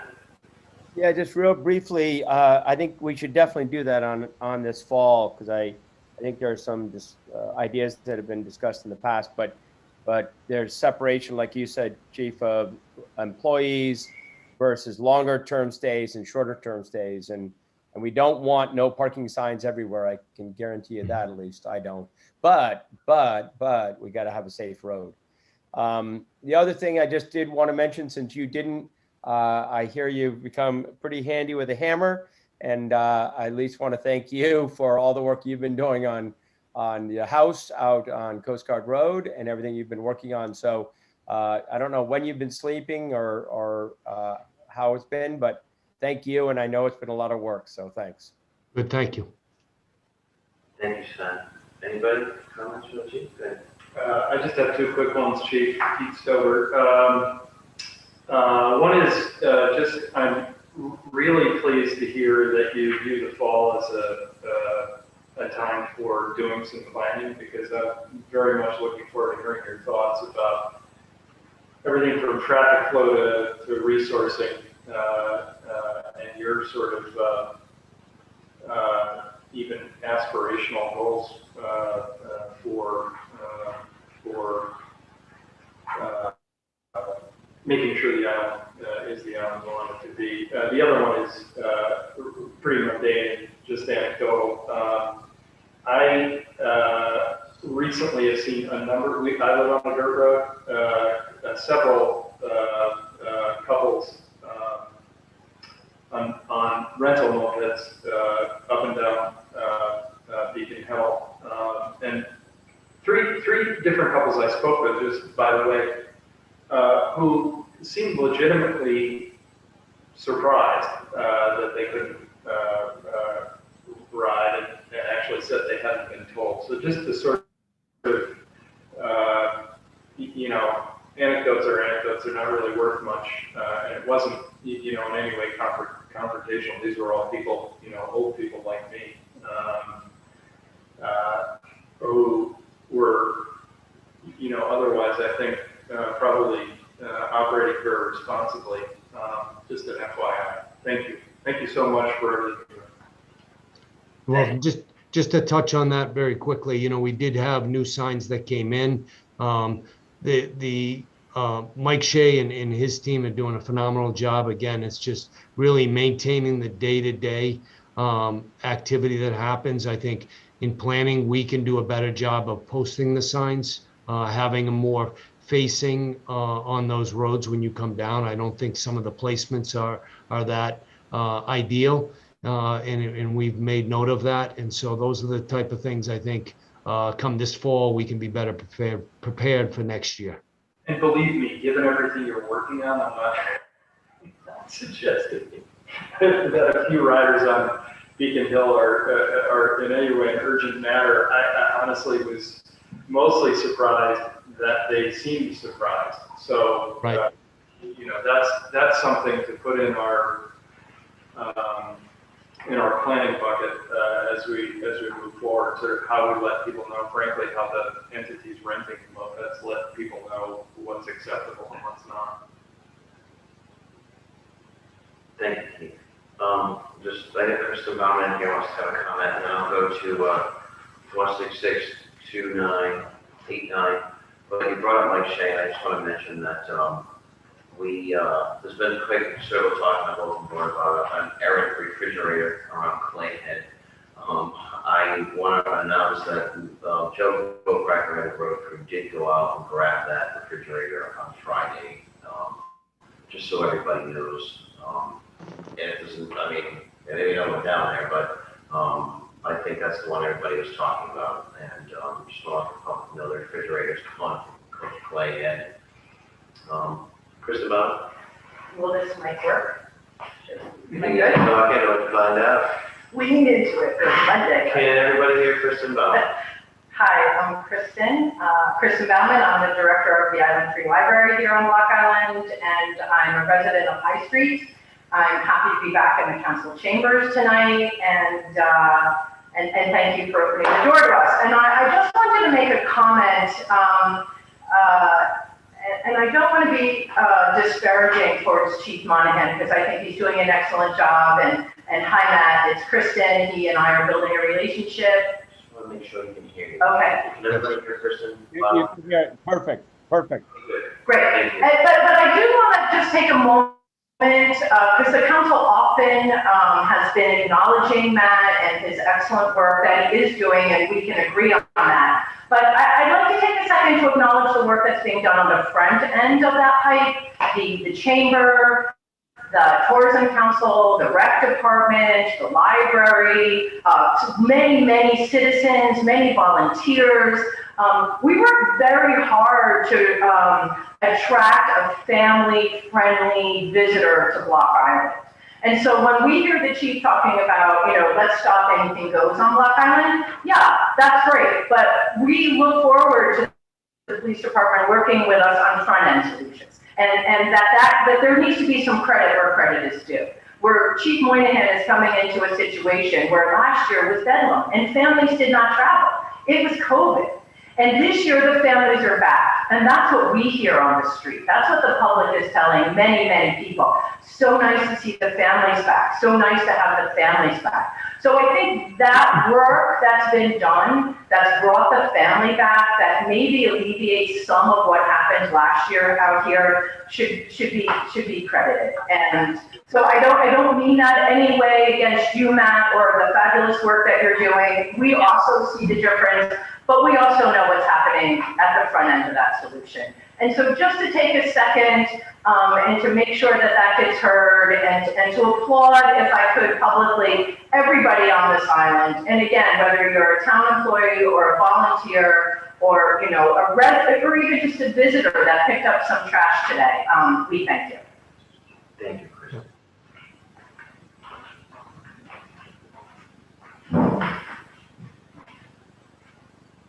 Thank you, Kristen. Yep. It takes a minute to get looking at the screen and public in front of you. So, parenting skills. 466-2969. I see you have your hand up. If you could unmute yourself by pressing *6 and let us know your name and what's on your mind this evening. Hi, Andre. Can you hear me? It's Sarah Bacon. Yes, Sarah. Hi, everyone. I just wanted to thank all of you, and in particular Chief Moynihan, for the incredible increase in enforcement this summer. I really applaud you and your team, and also your ancillary community safety officer team. I wanted to voice something that the chief and I spoke about earlier this month, which is in his efforts to collect data for better planning, which I know will take place this fall, he was unable to get the numbers from the ferry company of how many people arrive on each boat on prime days. And it seemed to me that this is something town could solicit from the ferry company, that as a public safety issue, town ought to know exactly how many passengers are coming in on the 10 a.m., the 12, etc., Friday, Saturday, Sunday, so that the police department could prepare for that type of capacity. So I just wanted to echo a concern that he had raised with me and raise it with you guys, because it does really seem to me to be a public safety issue. The police department needs to know how many people are coming to the island at a given time so that they can do the great job they've been doing in meeting ferries, etc., but moreover directing traffic and having a sense of, what is the maximum capacity that our sidewalks, roadways, town center, etc., can manage. Thank you. Thank you, Sarah. Comments?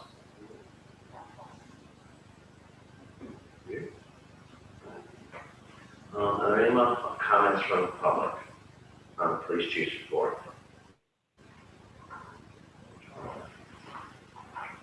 Sven?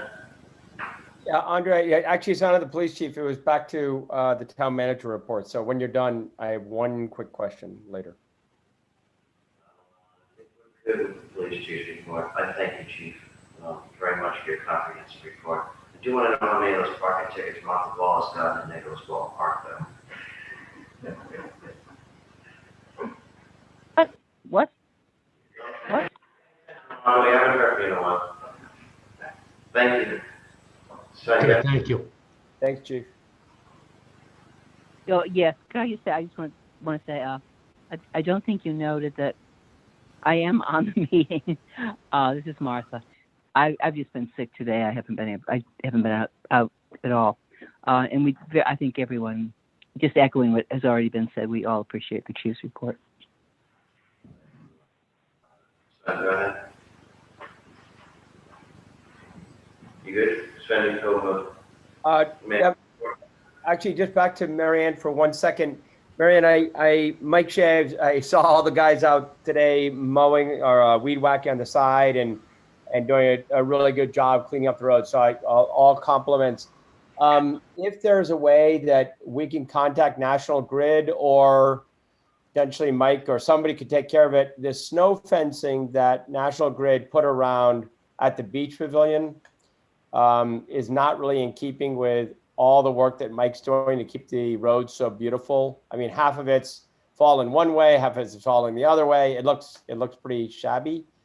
And so I didn't know whether that was how we can get that fixed and whether it's really a National Grid thing or somewhere between recreation or highways. I don't know. It would just be nice if we had a couple of stakes that we could get that snow fencing at least looking better. So you can't see my to-do list from today, but number 4 was full Mike Shea, and I only got a few things crossed out, but it's right here. So I will follow up with Mike on tomorrow. Thank you so much. I don't know whether it's Mike or who, but it just. Yeah, I figured I'd give him a quick call, and he can work with David Sniffen, and they can get it taken care of, I'm sure. Thank you so much. Thanks, Stan. So what's the issue with the snow fence?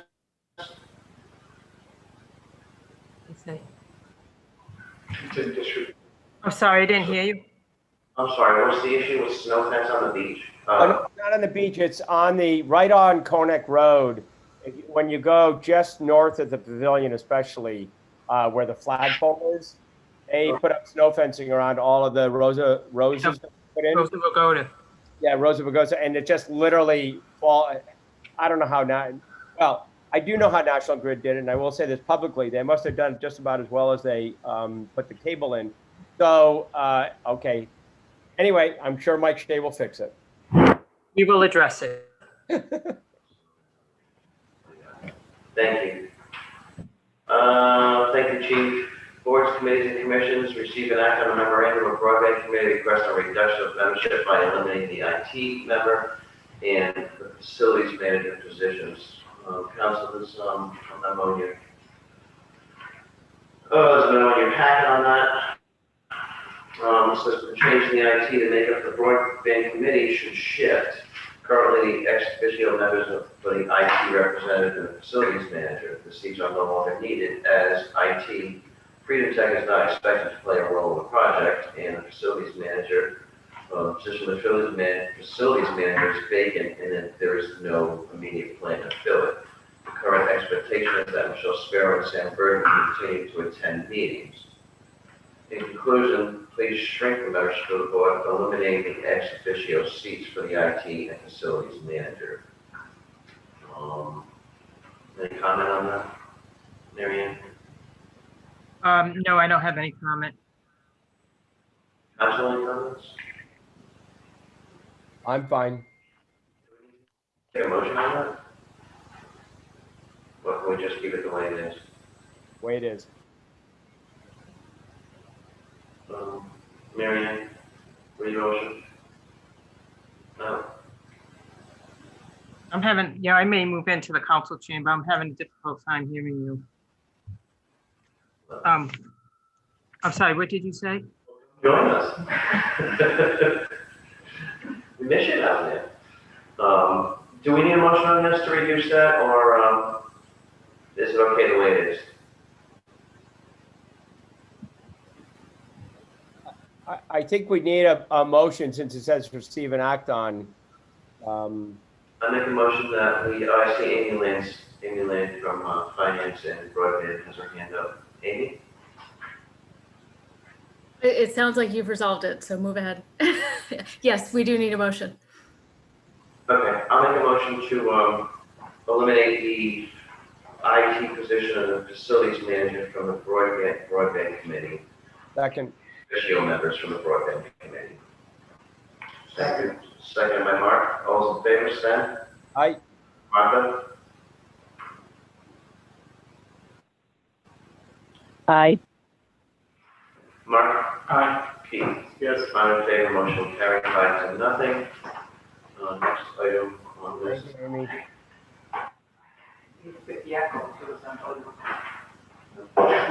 Hey, you guys talking in here with the doors. Mary Ann just joined us in the room. Receive and act on a change order for the mission, oh, wait a minute, hold on. Boards, committees, commissions. Act on a vacancy on the motor vehicles for hire commission. Member must hold a taxi license, limousine, and bus license. I don't believe we have a letter from anybody who wants to serve on that. Do we? It's my understanding you do not have anyone who submitted any, the course can correct me if I'm wrong. Okay. Andre? Yep. I know it's a little out of order, but I did, just because of motor vehicles for hire, I did get a note today from Judy Clark. She has invited all of us, including the 2 members who didn't necessarily vote, to take a ride in the shuttle and try and do that in the next few weeks, because they would love for you to see what the shuttle's doing. And I'm saying this to all 5 members. They would love for the 5 members to take a ride in that if you have. And I know it's a law subject, but to do with motor vehicles for hire. Thank you. Thanks. Next item. Act on a vacancy on the zoning board. We do have a letter for that. It's from Allison Warhol, and that's fantastic. I'll make a motion to appoint Allison Warhol to the zoning board. Second. Seconded by Keith. All those in favor? What? Aye. Keith? Yes. Martha? Aye. Sven? Aye, much better than the person who stepped down, Keith. You better believe it. Thank you. Motion will carry to appoint Allison Warhol to the zoning board to replace the curmudgeon on left. Motion will carry 5-0. Okay. Receive an act on the change order for Mission Broadband Project. Mary Ann?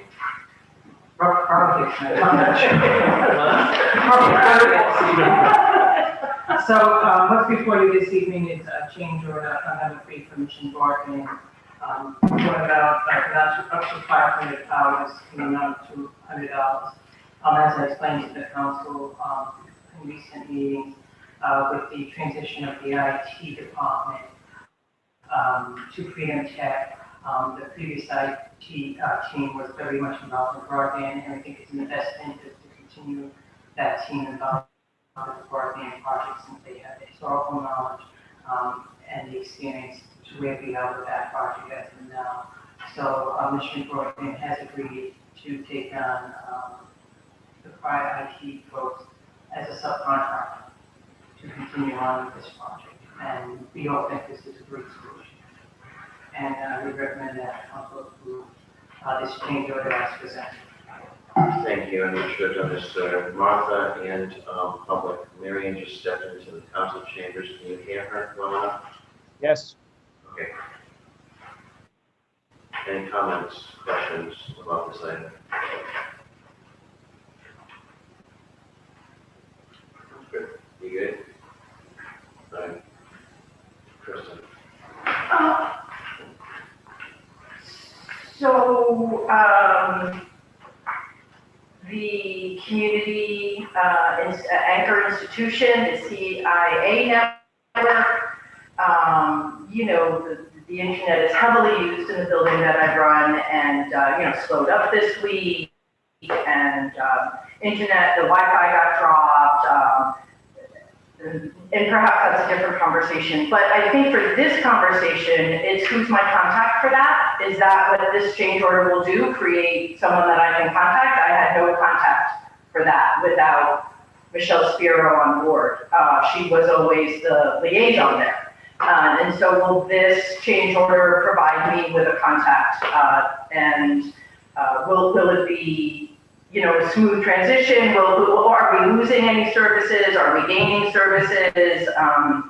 It's precarious currently. I will have a conversation offline with Kristen.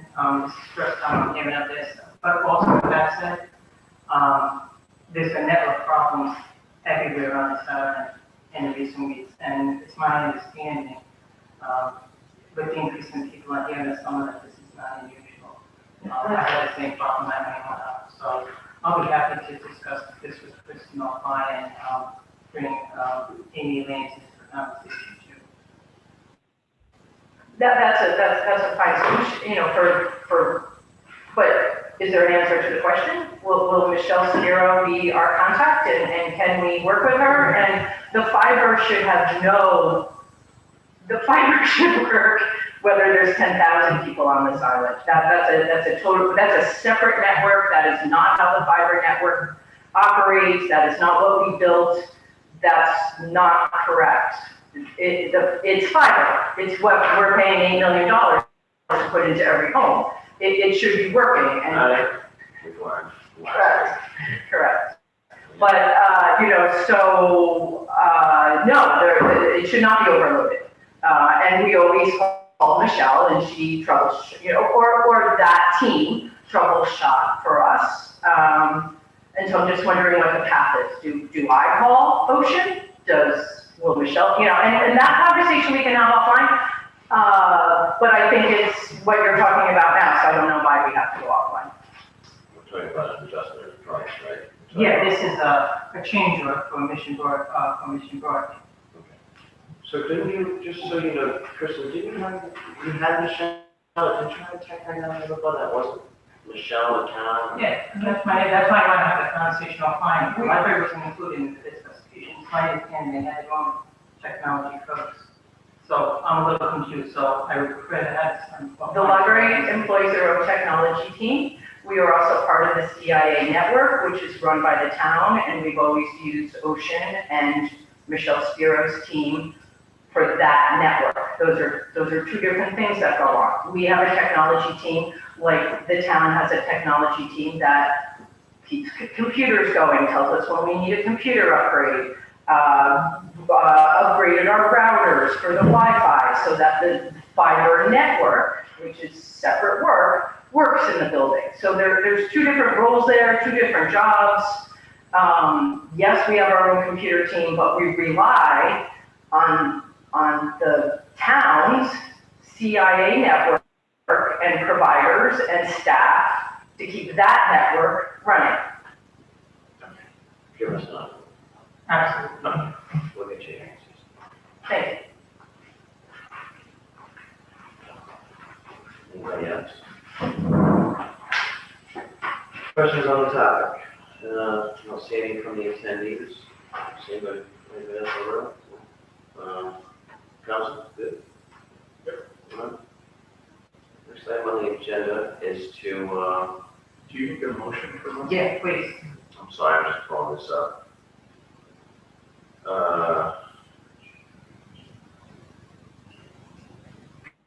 I will make a motion to, hang on, accept the change orders presented by the town manager with Mission Broadband for up to $500 at $200 per hour. Second by Keith.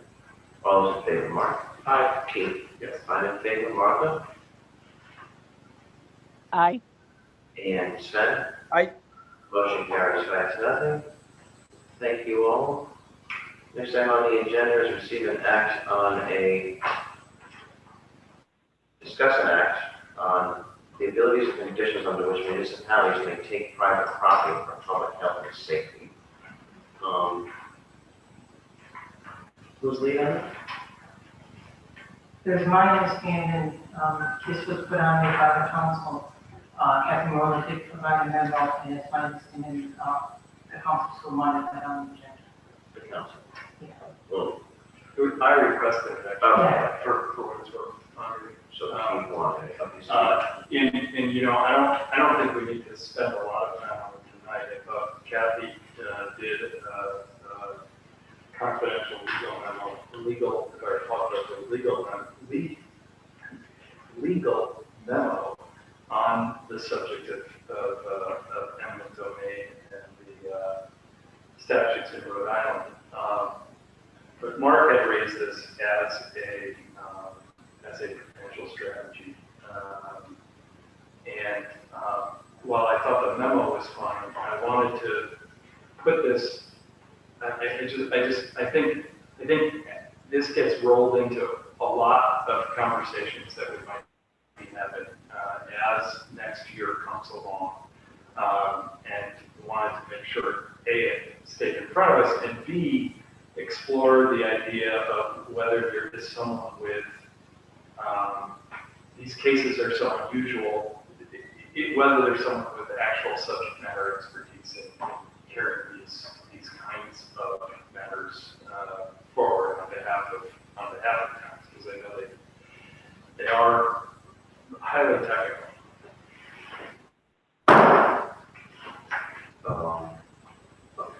I think we can know. Is there anyone discussion on? Yeah. I've been a fan of opening up this dialogue for quite some time. In fact, 25 years ago, when we were in Mr. Young's room number 12 of the Block Mountain School, working out that agreement, that dubious agreement, when it came my time to speak, I grabbed a piece of chalk and went up to the blackboard, if anyone remembers, and in as big letters as I could write, I wrote buyout, and it was somewhat dismissed there. Now, Doug Michelle, probably the best town council person we've had in my 42 years here, spoke recently about how past town councils have not been sitting on their hands on this issue. Well, that's right to a point. Well, everything that past town councils have done has been, in my opinion, inadequate. And it's at the point now where I'm hoping, best case scenario, we could sit down with the moped owners calmly and discuss possibly buying them out. How much that would be, I don't know. You never know till you ask.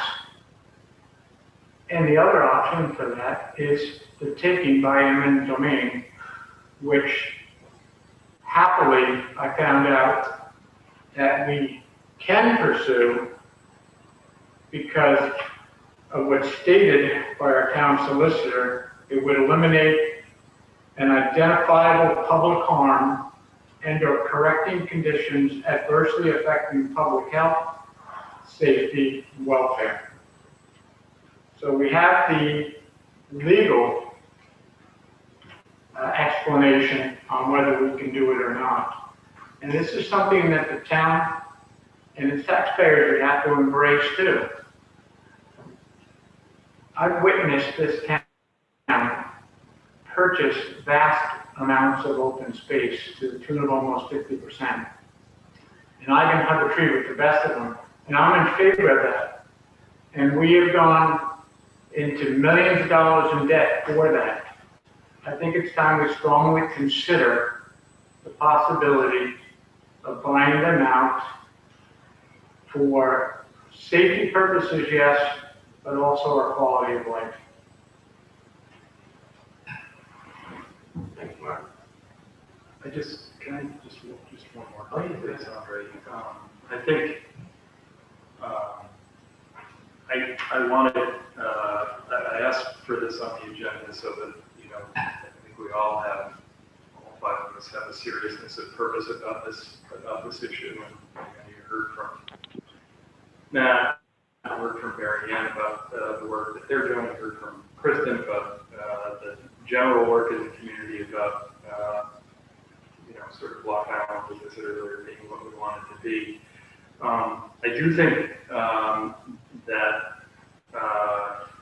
at some point we now that we have sort of aired that this is a possibility, we have to be very careful about talking about strategy publicly as we move forward, because there may be multiple parallel tracks, who knows, but I just want to be cautious about that. But it was worth having on the agenda to have just this conversation and say, sort of everything's on the table from our perspective.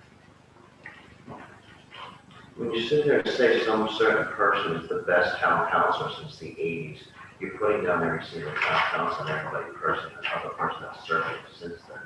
So I request that you would actually kind of like think before you speak and say things like that, because you really do put people down when you say stuff like that. I said in my 40-plus years, in my opinion, he has been the best town council member I was lucky enough to serve with him. Yep, and everybody else is just good. I did not say that. Okay, Mark. Well, let's think back also how much time and how much money we have wasted on this issue. It's wasted time. You say, and lawsuits you get us into, but keep talking. Just keep talking. All right, let me make some more points. 1 second. Some people say this is impossible. I'm sure those same people said that same thing to John Brotherhood and Claire Costello when they wanted to turn the Great Salt Pond into something other than a toilet. I'm sure they said the same thing to Mary Donnelly and Nancy Greenaway when they talked about building a medical center. My list can go on. If we don't do something about it, it's going to stay the status quo and probably get worse.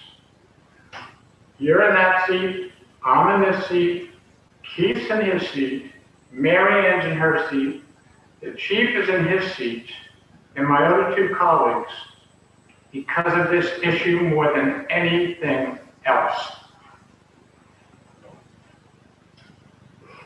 I think we've established that everything's on the table, and that was all I wanted to accomplish. Thank you, Keith.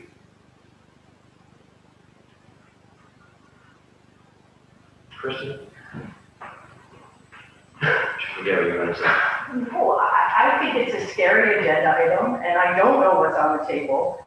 And I respect that you have private strategy meetings, but as a public person reading that agenda, it feels like you're coming from my house, because maybe it's unpainted and not looking good, and I didn't understand it. And so I would say be careful of what goes on the agenda and keep us updated and be as transparent as possible. Thank you.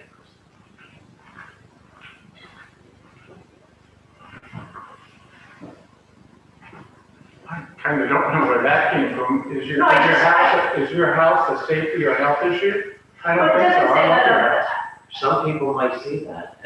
Some people might look at our house and say it is. Some people might look at our house and say it's beautiful. It's just this arbitrary things we get into with these discussions that are people's opinions that really bothers me. And we'll see what the pulse of the town is. The town. Well, yes, exactly. The town. Not certain people. It's going to be the taxpayers who decide it. Next item on the agenda is receive and act on a memorandum from the Commission on Motor Vehicles for Hire regarding change of residency status in regards to Rich Gann's taxi license eligibility. We have a note from Keisha Brown, clerk of the Commission for Motor Vehicles for Hire, dated July 8, 2021. That states that their meeting on June 9, 2021, the Commission for Motor Vehicles for Hire approved and voted to send to the New Charlotte Town Council for your ratification at the July 21st meeting. Richard Gans requested change his residency status in regards to his taxi license eligibility. He is requesting that said status be changed from 9 to 6 months for medical reasons. As stated in the Ordinance Section 22 residency fine, the town council may, for cause shown, waive full-time residency requirements for such reasons, including but not limited to family obligations, illness, or unusual work circumstances, upon appeal within 30 days from decision of any board, commission, or licensing authority. We also have, I think it's on clerk page, a letter from Richard Gann. Says this is also dated May 15th. Dear Commission members, recently I have been diagnosed with a chronic lung disease. One of the complications is difficulty breathing in the cooler and colder weather. This is requiring me to seek more favorable weather conditions than Block Island affords in the cold weather seasons. In order to retain my taxi license, I am respectfully requesting my 9 months residency status be changed to 6 months, keeping in line with the older license holders. None?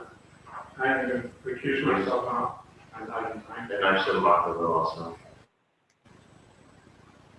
Martha, can you confirm if you're going to recuse or? Yes, I'm sorry, I'm having a hard time hearing everything. Is it everybody or just? But I'm recusing, yes. Okay, thank you. I just, whenever we have one of these, I feel like I've learned something new about our taxi licenses. Do we have some that are 6 months and some that are year round? And are those sort of firm numbers? Keisha, could you answer that one? I don't know what that last sentence meant on his letter to keep in mind. Keep in mind with older license folks. Keeping in mind, I'm not sure that that's what that means, but I don't know. I don't necessarily have a problem with Mr. Gantz, having health issues. I'm just curious because presumably at some point, if there are some that are annual and some that are 6 months, if you move someone from one bucket to the other, there was some intention there to have year-rounders. I just. Can one of the clerks answer that question? You should have fired a tax. We heard the thing. Keisha went home. Can I answer your question? I just was curious generally whether there are licenses that are only for 6 months and licenses that are for a year. I'm just curious. I know that's not it. Yes, the taxi licenses are split up that way. A lot of the taxi licenses were granted before the town's residency ordinance was written and went on the books. So in the olden days, the taxi license was on a 6-month basis. When the residency ordinance came in, defining town residency as 9 months, the town council in its wisdom decided to grandfather the 6-month licensees. So that's why there's still quite a big group of 6-month licensees out there. Any new licensee, of course, is 9 months. Again, I was sort of joking that I feel like I've learned something new about our taxi regulation every time one of these comes up, and I was just curious about how it worked and whether by doing this, and obviously not this one, but if you did this to a number of them, you could theoretically have a shortage of taxis at certain times of the year. I think that's the residency requirement, not taxi license. Okay. Right. That's what I misunderstood. Thank you, Margaret. Yeah, no. Thank you very much. So he's requesting his 9 months residency status be changed to 6 months, keeping in line with the older license holders. So residency was defined as, I see this as residency, now I get it. Residency was defined as 6 months for the older license holders at that time, and that got changed to 9, right? Thank you. Correct. Yeah. Okay. I'll make a motion to, well, how would, I mean, are we gonna, would the motion be to change his residency to 6 months instead of 9? I'd say allow them to operate a taxi based on a 6-month residency rather than a 9-month residency. Okay, thank you. And exempting him from town ordinances 2-2. the residency ordinance? Andre? That which there is a provision right in it that the town council can create a waiver. I know. Sven, go ahead. Yeah, I have absolutely nothing. Oh, sorry for the video. I have absolutely nothing about this request. I'm fine with it. But going back to earlier conversation about unintended consequences, let's just make sure we're not opening up something where suddenly somebody can get on the taxi list that's here for 6 months because they've got allergies. You know, again, I have nothing about this application. I just want to make sure that we're not creating any nightmare here where suddenly residency becomes a much shorter period, and I wouldn't even call it a resident when it's not health-based. Yeah, right, and I understand that. And every time we do these residency things, it does create a slippery slope. Because residency always comes up, and the definition of residency is, it is what it is. I don't know, Christine. Is Kathy here? She's on the call, yeah. She's on the call? Catherine? Monroe? Yes, Do you have any- I'm here. Can you? Yes, I would point out that under the town ordinances 2-2, it's the council may for cause shown. So basically you can take each one on a case-by-case basis, and it's up to the council to determine whether or not the reason proffered by the license holder is sufficient under the council's view to change the full-time residence requirement for that person. In this situation, he's raised illness based on his lung situation, but it's strictly discretionary with the council. So a motion would be in order to allow Mr. Gann to keep his taxi license based on 6 months of residency as defined in section 2.2. Is it the general ordinances? Yes. General ordinances of the town, right? That's correct. And 1 second. I'll second this. Second discussion. Does anybody have any comments?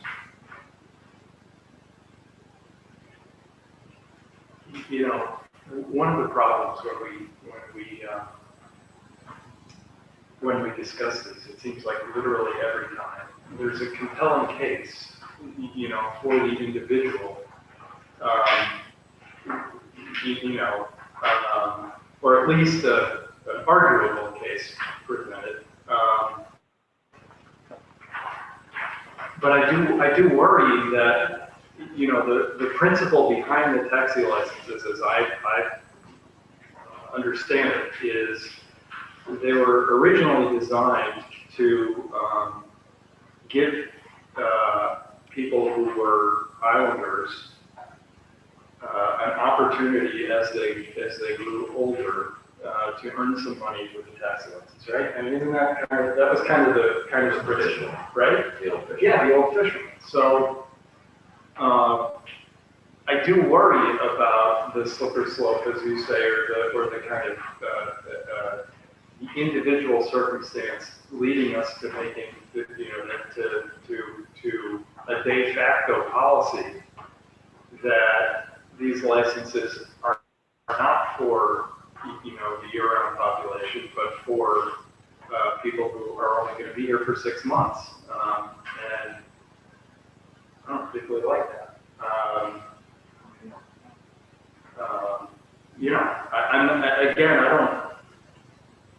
This is not really, what do I know about Mr. Dan's medical condition? Like, just sort of generally as a policy matter, I think it's, I don't know how many there have been over time. Is this a unique kind of a thing? And, maybe it would be worthwhile to understand whether this hasn't happened in 20 years and this just came up, or whether there's some kind of a trend in this direction. I don't know.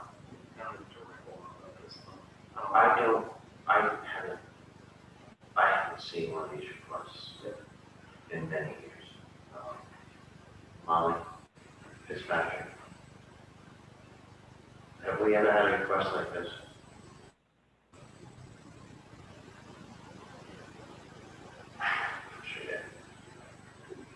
I mean, the definition of town residency in the general chapter 2, Article 1 clearly states you can. It says the town council may for court show waive the full-time residency requirement for such reason included in our family application done. Unusual work circumstances upon appeal within 30 days from the decision of any board commission. Oh, I'm not questioning our authority to do it. Okay. I get that we could do it, but I'm questioning whether we want to. Oh, okay. Then I'm saying, Well, for this individual, I want to. Yeah, okay. Good. I'm good with that. Yeah, I do feel as though, we have this discretion.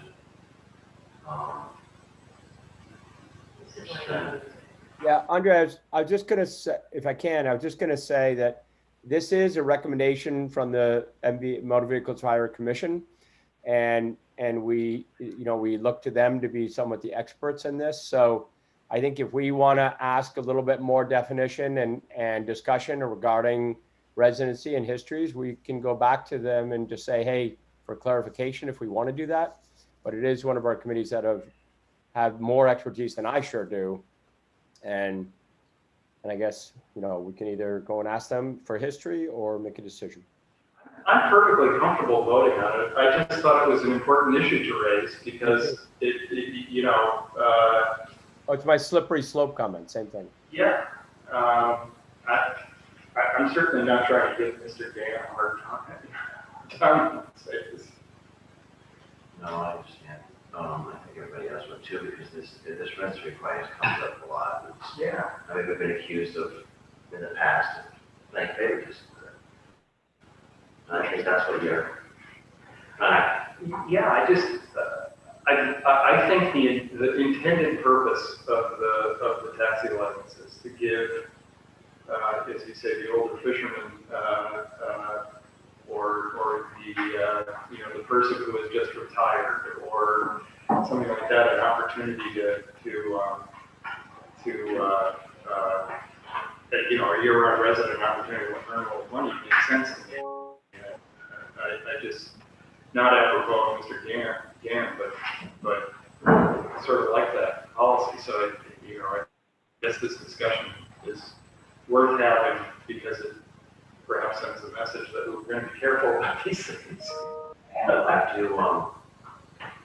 do have, there's a hand up in the online, but John. Yeah, how many licenses are total? How many last 6 months? How many 9 months currently? Well, it's not the licenses, it's the residency. So the licenses are here for 12 months. It's just you can't have the license if you don't live here more than 9 months out of the year. He's asking that to be reduced to 6 because he needs to go to a better climate. How many currently are for term of 6 months? And how many are total 9 months or? I have to look. I think it's more than 10. More than 10. For 6 months. The folks who have held the licenses. 34 licenses. Yeah. 34. So when they relinquish their licenses, Yes. Does the 9 months kick in? Yes. Gotcha. To renew license. Gotcha. Sure. Rich has held that license a long time. Yeah. It was kind of on I was surprised he was a 9 month. Yeah. felon. And he does drive his own cab. He doesn't have people hired to run his cab. He runs that cab in the spirit of the law and always has. So I do support this. I'm going to go to a comment from 578-4195. 578-4195. I see your hands up. I actually see you're unmuted. So if you could let us know your name for the record and let us know what's on your mind. 578.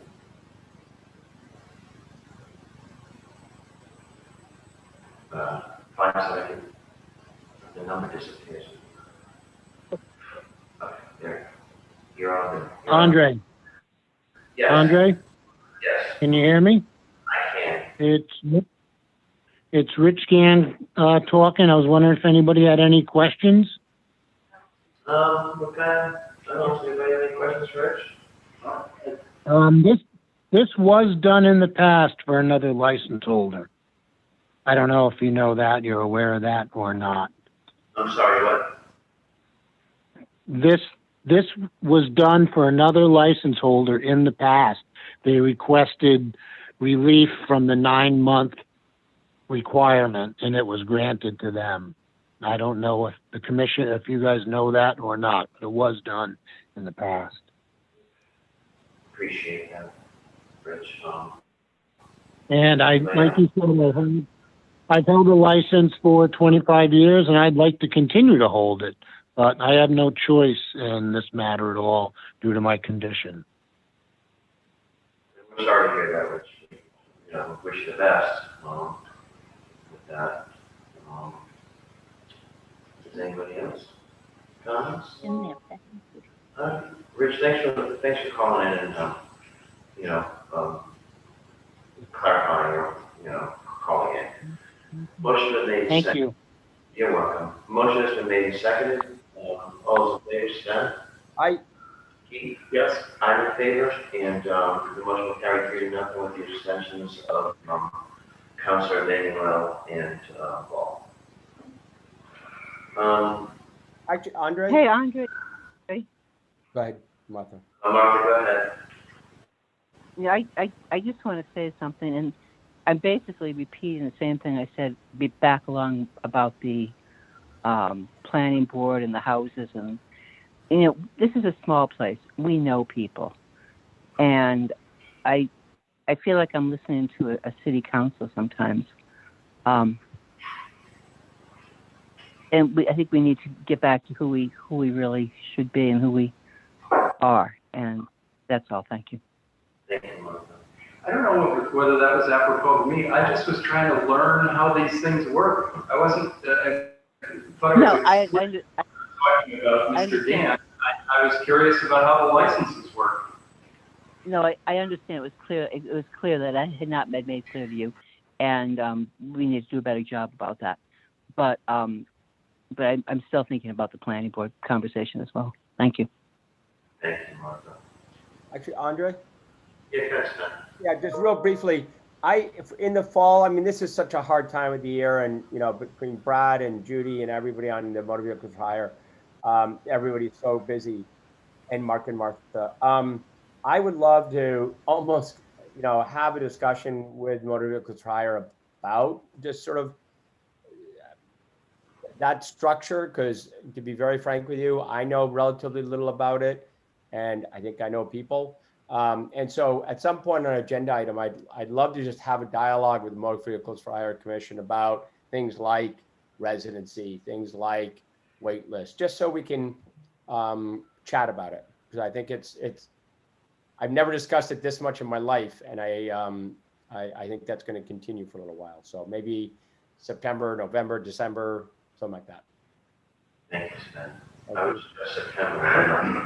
just September when I'm at the big meeting, because this discussion about residency is now, as I said earlier, it is what it is. We can go on 5-hour discussions, we'll probably end up in the same spot we are. That's how I feel, but September's good there. Schedule that in the middle of September. What I can do is take a look, we have a workshop scheduled. Yeah. I'll look at when there's a vacancy. It just makes sure it's actual another time. So maybe even a shuttle is part of that discussion. I don't know, but I mean, we just discussed motor vehicles so much that I think it would be good to have a workshop. I'll look at the schedule. Thank you. Next item on the agenda. Hold on. 5 windows open. All right. Receive an act on the appeal of a special event license for the Tri-State Fishing Tournament, July 25th through July 29th in Narragansett, in number 31 off West Side Road, denied because it was received after the deadline.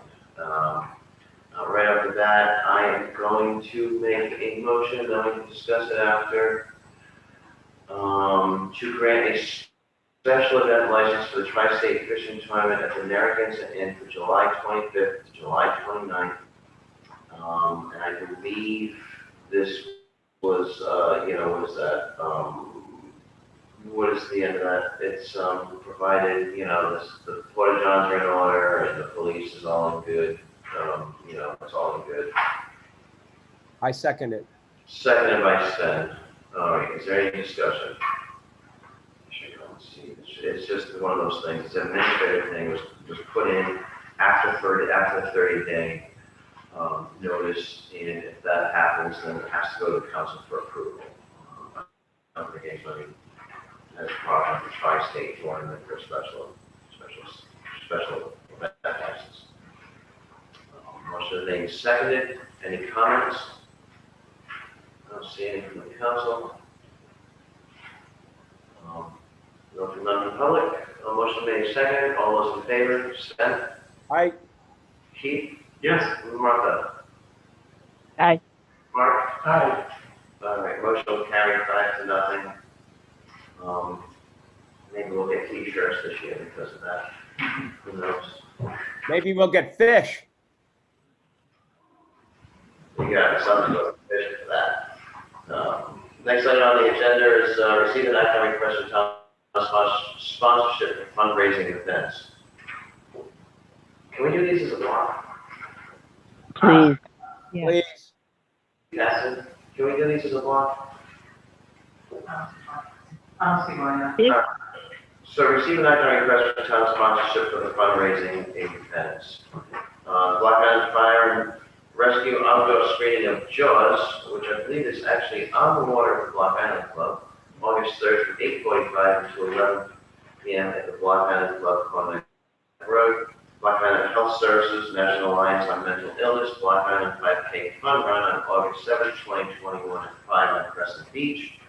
And the Mary D. Ball, August 7th, 2021 from 5 until 9 at the Sullivan House, 605 Corner Road. I will make a motion for the town to sponsor the Block Island Volunteer Rescue Outdoor Screening of Jaws, the Block Island Health Services National Alliance of Mental Illness Block Island 5K Fun Run, and the Mary D. Ball, Second.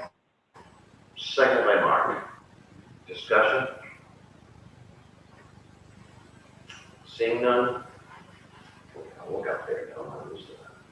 Seeing none from the attendees, seeing none of the panelists. All those in favor, Keith? Yes. Mark? Aye. Sven? Aye. Martha? Aye. Motion will carry 5-0. Receive an act on the renewal of a town of New Shaw mobile food establishment permit for Payne's Killer Donuts. I'm going to recuse on this item. Sven, you want to take over? Absolutely. Unless it's easier with, if Keith or Mark want to, just because they're there. I don't know if it's easier. No, I'm ready. I'll gladly do it. Can you hear me okay? Andre? I'm going to leave it to you guys. I have to recuse. Just make a motion. Yes, we can hear you.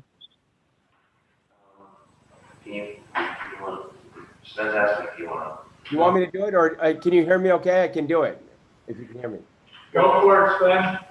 Okay, perfect. Item on the agenda is receive an act on renewal of TNS mobile food establishment permit for Payne's Killer Donuts. We have material information with us.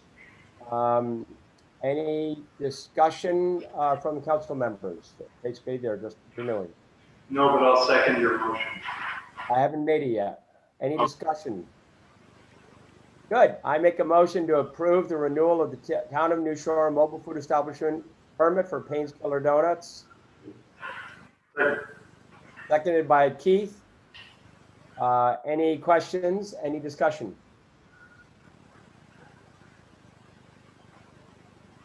Hearing none. Hold on. Let me just check here. Seeing none of anybody online. Let me just double check that. Yep, seeing none online. motion is made and seconded. Mark, how do you vote? Aye. Martha, how do you vote? Aye. Keith, how do you vote? Yes. And I vote the same. Motion carries 4-0, unanimous with Andre abstaining. And Andre, you're back on the scene.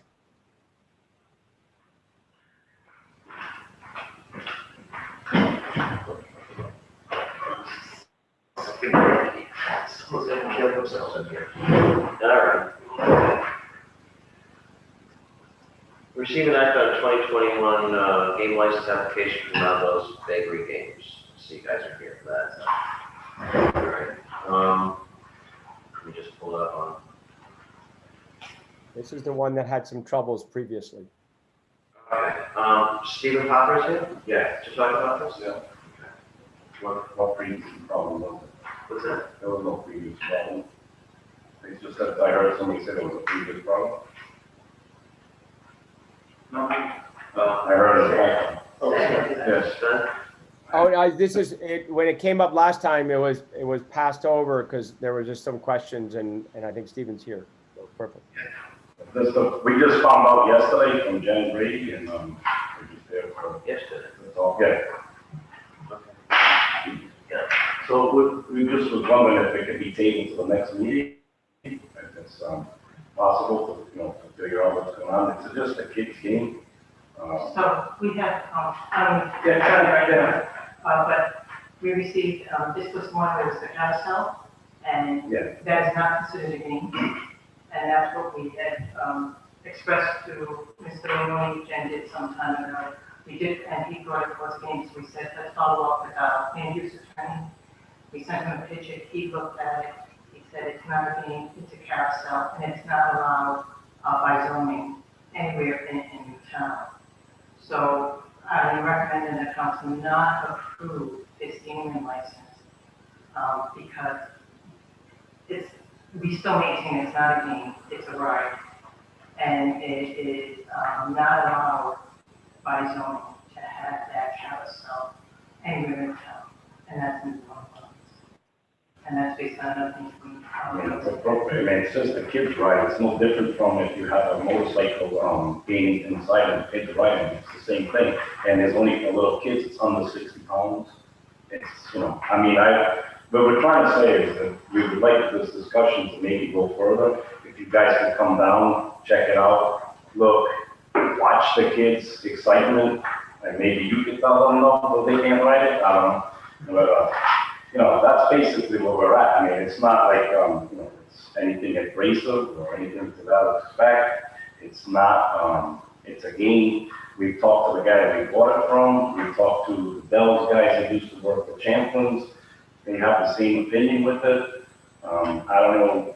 We never got any paperwork from your lawyer saying, what's going on. So we just found out yesterday that you're going to deny it, and we would just like to go on further discussion as we go on. And then maybe, like I said, just come down and check it out. Have a coffee and ice cream, watch the kids.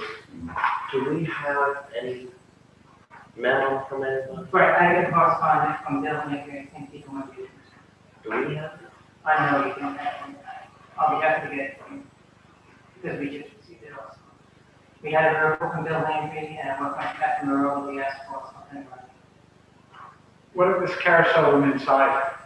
Would it be permitted? It's not permitted. Even if it's inside? I mean, it came from a game. I can answer why it was somewhere else. I'd like to know if it can go in. Can it physically go inside? I mean, we could probably put it inside. I don't know where we would put it because it's so, it's the ceiling height, maybe one section, but I mean, it's made for outside for little kids. It's no different. I mean, I have a prescription. It's no different from a kid ride when you were a kid at a grocery store. I watched it. You know what I'm saying? The kids, I mean, you can watch the kids. Just come and watch the kids. I've watched the kids' excitement alone would kill you, Again, it's nothing about the children or the lack of. No, I understand, but this is the first we're hearing about it since yesterday. And, all right, so it's a violation of the zone. It's not allowed by zone. It's not allowed by zone. Can I jump in, Andre? What is that? Yeah, under section 8-20 of the gaming license ordinance, no license can be issued if the premises are not in compliance with the zoning ordinance, and the general prohibitions of the zoning ordinance do not allow an amusement ride. And we have an opinion from Bill Landry, our zoning counsel, who's seen the photographs of this carousel, that it is considered an amusement ride and is not permitted by the zoning ordinance, regardless of where it is on the premises. So that's the basis of our zoning attorney's opinion, that section 111, general prohibitions, paragraph 9, prevents this kind of ride. It's a general prohibition. So because our gaming license ordinance says a license cannot issue if the premises are not in compliance with zoning ordinance, it's not a prohibited use and a license cannot be issued. Okay, so the question I have is, how long have you had the carousel there? A couple of months. I know. So how come nobody has gone down there and said you're in violation of zoning? We finally just got the actual opinion from our legal attorney. But my understanding is an amusement ride is having an attendant. This is a coin-operated machine. It's a game. It's no different. I mean, I don't know. It's crazy. This reminds me when the Highview had that little horse or the quarter in. I assume that was in violation? I can't answer that No, question. she can't. And I'm not gonna try it. I mean, it's just little kids. They're like no bigger than 60 pounds on the horses. I watched the light in the kids' eyes. I understand what you're saying. That's why I'm wondering whether That's why we're just saying, maybe there could be a discussion going further, just saying, oh, you know, and it's just like, come down, check it out, maybe we can discuss it, you know? Well, if we table it, let's say before you know it, it's the end of the summer. I understand, but then going forward, I understand what you're saying, and still don't forget, we have to get rid of this machine if you say no, you know? Andre? Yeah, I feel really bad. I've done the same thing like Mark. I've seen the kids' eyes light up, and so I'm right with Mr. Papa. I mean, I get all the discussion. This is unfortunately, a pretty clear zoning issue, and I don't, unfortunately, I don't know how to think about it any other way than sort of the black and white, and well, I agree the kids love it. I agree it's a fun one. You know, unfortunately, I don't know how we can approve it given what the zoning is, what our legal has said. You know, can you argue it's a small amusement ride? Sure. Can you argue then that one twice the size is also, you know, where does that stop? So I think this is just a really tough one. And unfortunately, it sort of flies right in the face of the zoning ordinances. Also, one of the things that we talked to the Block Island Fire Department, and all the net proceeds that we had, we talked to them, and had a newspaper article going to them also. Before we even knew this was happening. So whatever net proceeds is going to the Block Island Volunteer Fire Department. You know, and I don't know, maybe there could be a discussion to change the zoning, but let's, you know, just say, I understand what you're saying, but come down and check it out at least before you just say no. Where do you want to go? I mean, honestly, I would like to, I mean, you understand the bind we're in. I understand, but also, you know, we're just finding out this yesterday. No, I just sort of speaking, right? We're in a bind here. The likelihood that we're going to open up the zoning ordinances to allow these carousel rides is, you know, because again, sort of like as with the taxis, as Sven says, if, you know, one man's small amusement ride is another man's Ferris wheel, you know. So, you know, I would be willing to postpone this conversation, you know, for a while. But but I would need you guys to understand that I don't want to be here again, having this conversation, when you open next year. Correct, that's what we're trying to say, no. That's my opinion of it is, it's a very clear violation. That's not because you're bad or because anybody's stupid, it just, this is,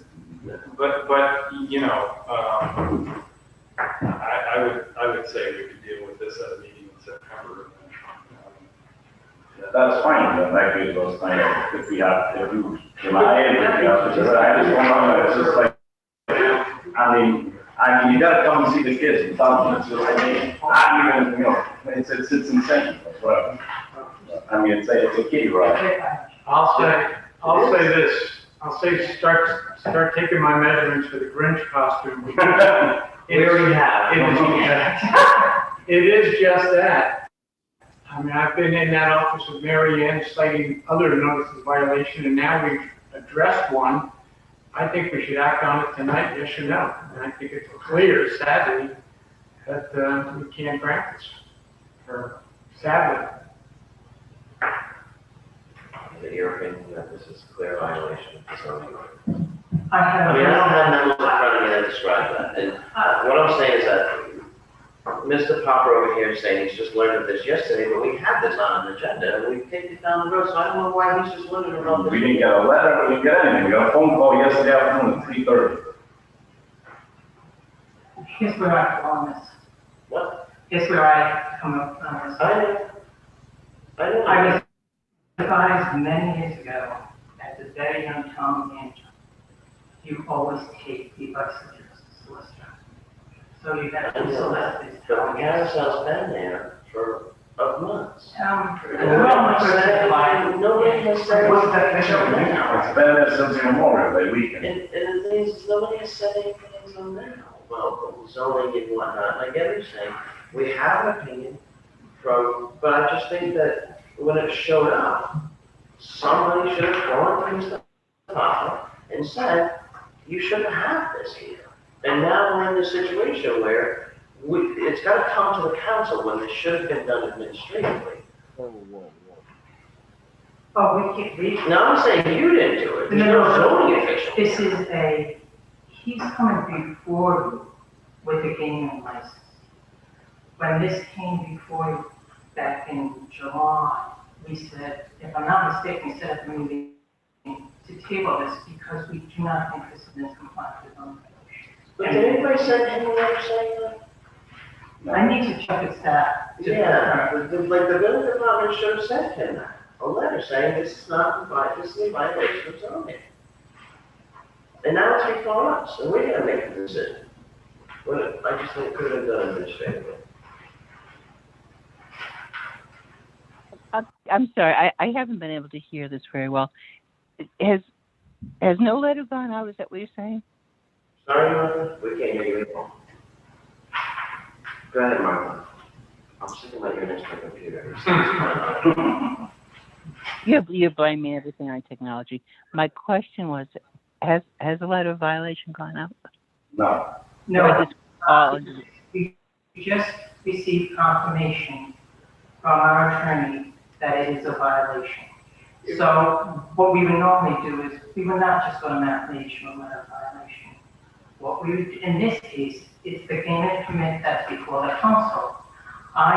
We are advising the council not to approve the gaming permit because the particular game or what is being presented as a game is in violation of the zoning ordinance. That's what's before you this evening. So we're saying, I don't have that memo. It's not, you're saying it's not a game. What's before you is a game license application for the 2021 year. Yep. When this came before you back in July, we tabled it because we, including land use administrator, did not think that what was being classified as a game, number one, was a game, and what they had was something that violates the zoning ordinance. So we found out, we got confirmation on that. What's before you this evening is the gaming license to approve or not approve. That's what's before you. Staff and your attorneys are recommending not approving this gaming license because the particular game is in violation, which we don't think is game, is in violation of the zoning law. On the full person. So, Who said this? Our zoning ordinance says it. Well, What's the definition of amusement ride? Amusement. no. Well, with Mary Ann's explanation, I would be the island's biggest hypocrite if I didn't follow suit from what she just said in denying this gaming license, as much as I don't want to.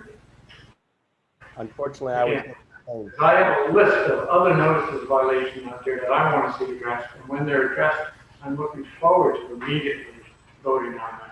I mean, Sadly, I have to vote. I gotta say one other thing. This whole meeting, we've been talking about family, friendly, might have taken away a little kid's right, or games, whatever you wanna call it, I don't know. I mean, come on, I mean, it's crazy. Can the town really put aside and figure out what to consider an amusement ride? If you brought up another place out of point operated course. So what is an amusement ride? What is the town consider an amusement ride? Can we figure that out, the definition of one? You look online, there really isn't one.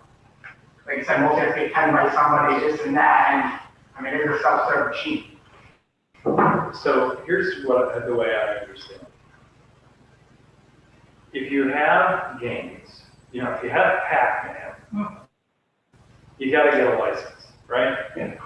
So you guys applied for a games license. We've had it for for years. But we have to get it, you have to get it every year, right? Like we've had shooting games, riding games. Yes, yes, but instead you opt for this carousel, which gets it into,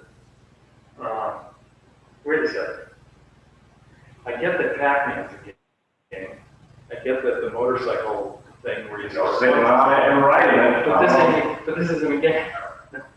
So you get stuck. Basically, it's a ride. It's a point operated machine, just like a game. There's no attending person there, there's nothing. There's no stables, there's no oil, there's no hay, there's no nothing.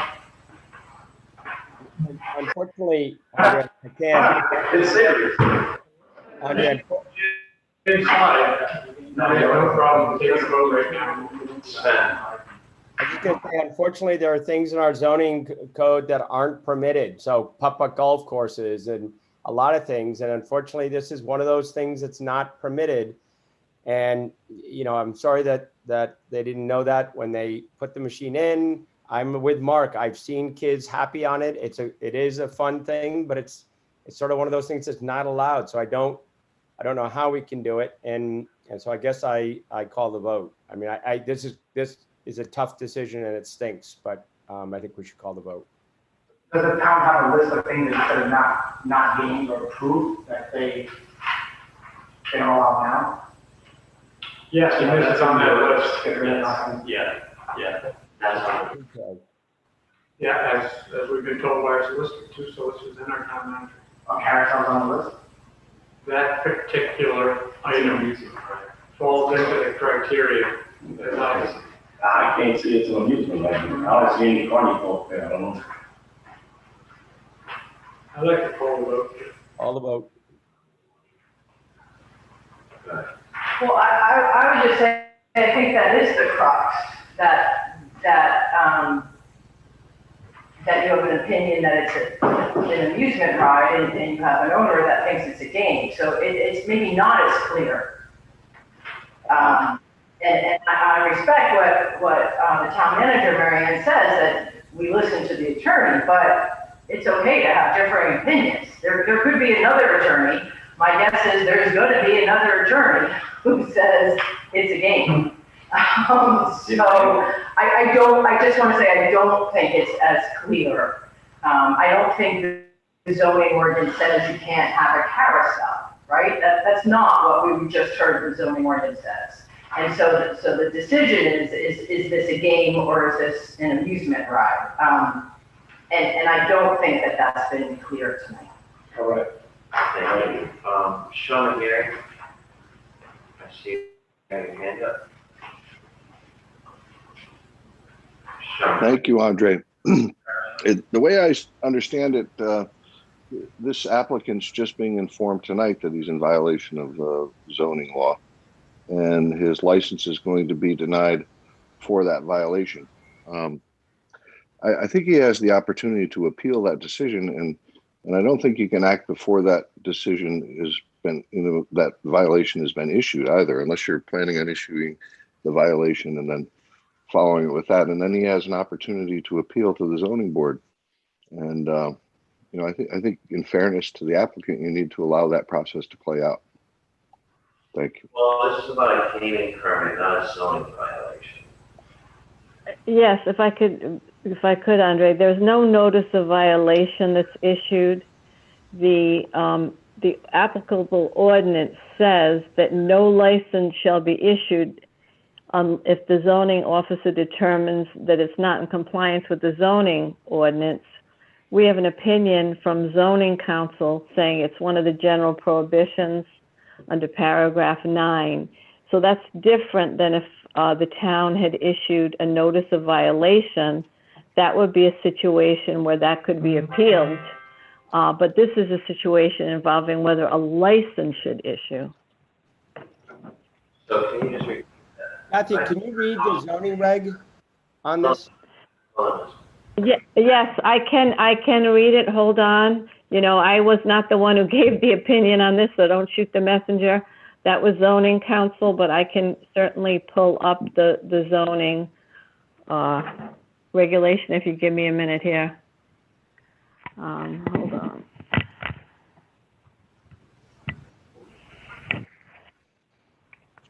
Okay.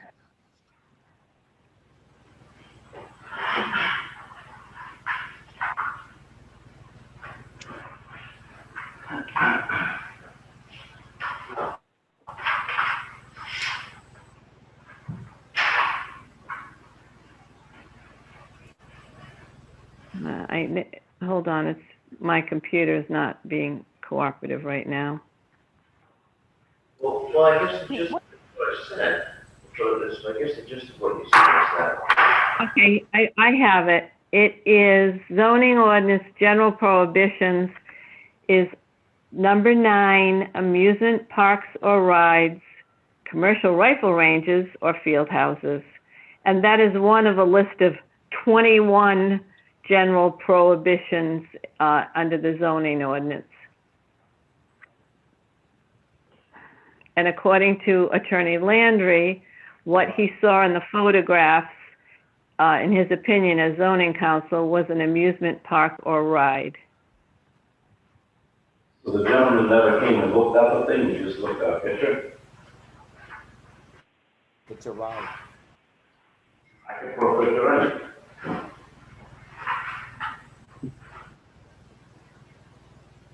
Vote's called. Does this thing go around? I've just seen pictures of it. I'm not going to see how this thing goes around. What does it do? I mean, when I've driven by, either it's been empty or I'm too busy to watch. Ron, you're close to the circle. 3 little kids, happy as could be on. It goes through, it goes around.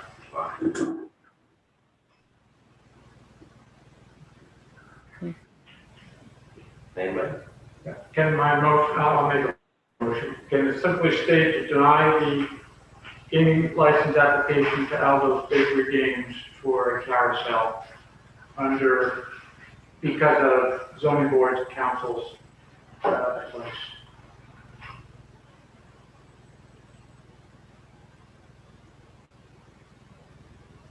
Can you need a second? Is there a second for that? I'm sorry, Mark, could you just reread it? I apologize. Simply stated, to deny the request for a gaming license to Aldo's Bakery Games for the carousel as per advice from zoning board council. Second. Second by Sven. Motion is made and seconded. Any discussion? Yeah, I then have a discussion.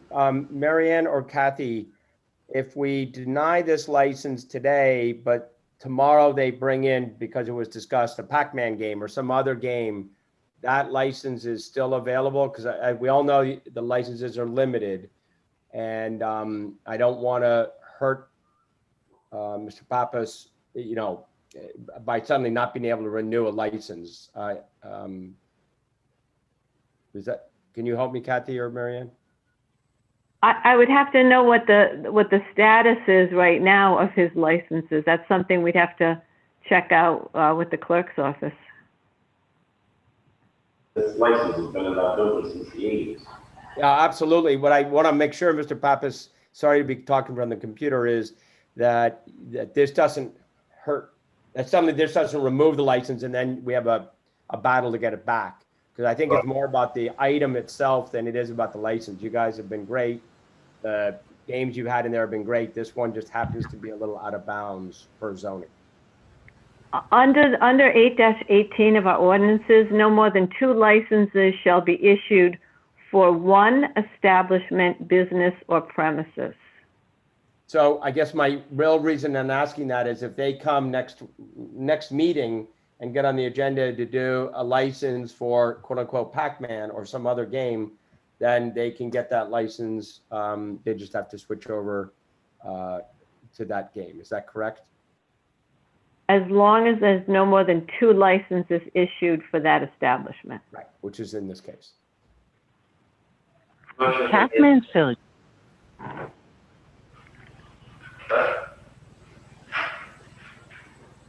Motion's been made and seconded. Is there any other discussion on the topic? What is the biggest problem? Is it too big? Is it stuck to town? It's just apparently a violation of the zoning ordinance. It's not allowed.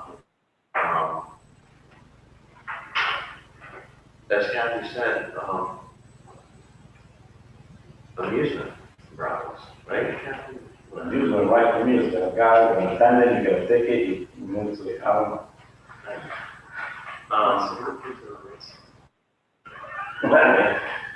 All those in favor of the motion? Can I ask a question? Martha, I'm having a hard time with the whole amusement park ride thing. I don't know if these things still exist. Remember they used to have horses, you'd put the quarter, I'm sure they don't exist. You used to put a quarter in and the horse would pretend it was a horse. Do you know what I'm talking about? That's exactly right. Yeah, I mean, does that count as an amusement park ride? What are we talking about here? All right, that's what I'm saying. I don't know. But the intent, I'm going by what Kathy and what Kathy just read. I don't know.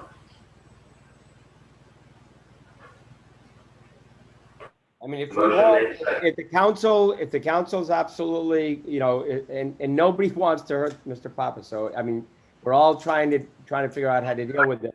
I understand. If we want to put this off a week and kick that can, we can. I'm sort of with Mark. We've asked about compliance. We've asked about enforcement, et cetera. And if we want Mr. Landrieu to come to the next meeting, we could do that. We heard from legal saying this is not permitted. So unfortunately, I don't know how to not. That's what we're asking, like, to go further discussion, just not just say no. But when unfortunately, I mean, my hope would be that you could find another game quickly and substitute it. That would be the dream. Motion's been made and seconded. Martha, are all your questions answered? I don't think my questions are answerable. I mean, my first reaction when I saw it was, oh my gosh, what is this? And then it just seemed so benign. Maybe we need to have a better definition and a better structure, because nobody wants a Ferris wheel. Nobody wants a big merry-go-round. Nobody wants, I don't want any of those things that, potentially so hazardous and destructive. Seems like we're talking at a whole different level here. I agree with Martha. We heard Matt Moynihan speak for several minutes about how an essential component of enforcement is discretion. And I'm going to tell you, you know, I don't feel like a hypocrite because I want some things that I think are actual matters of public health and safety enforced.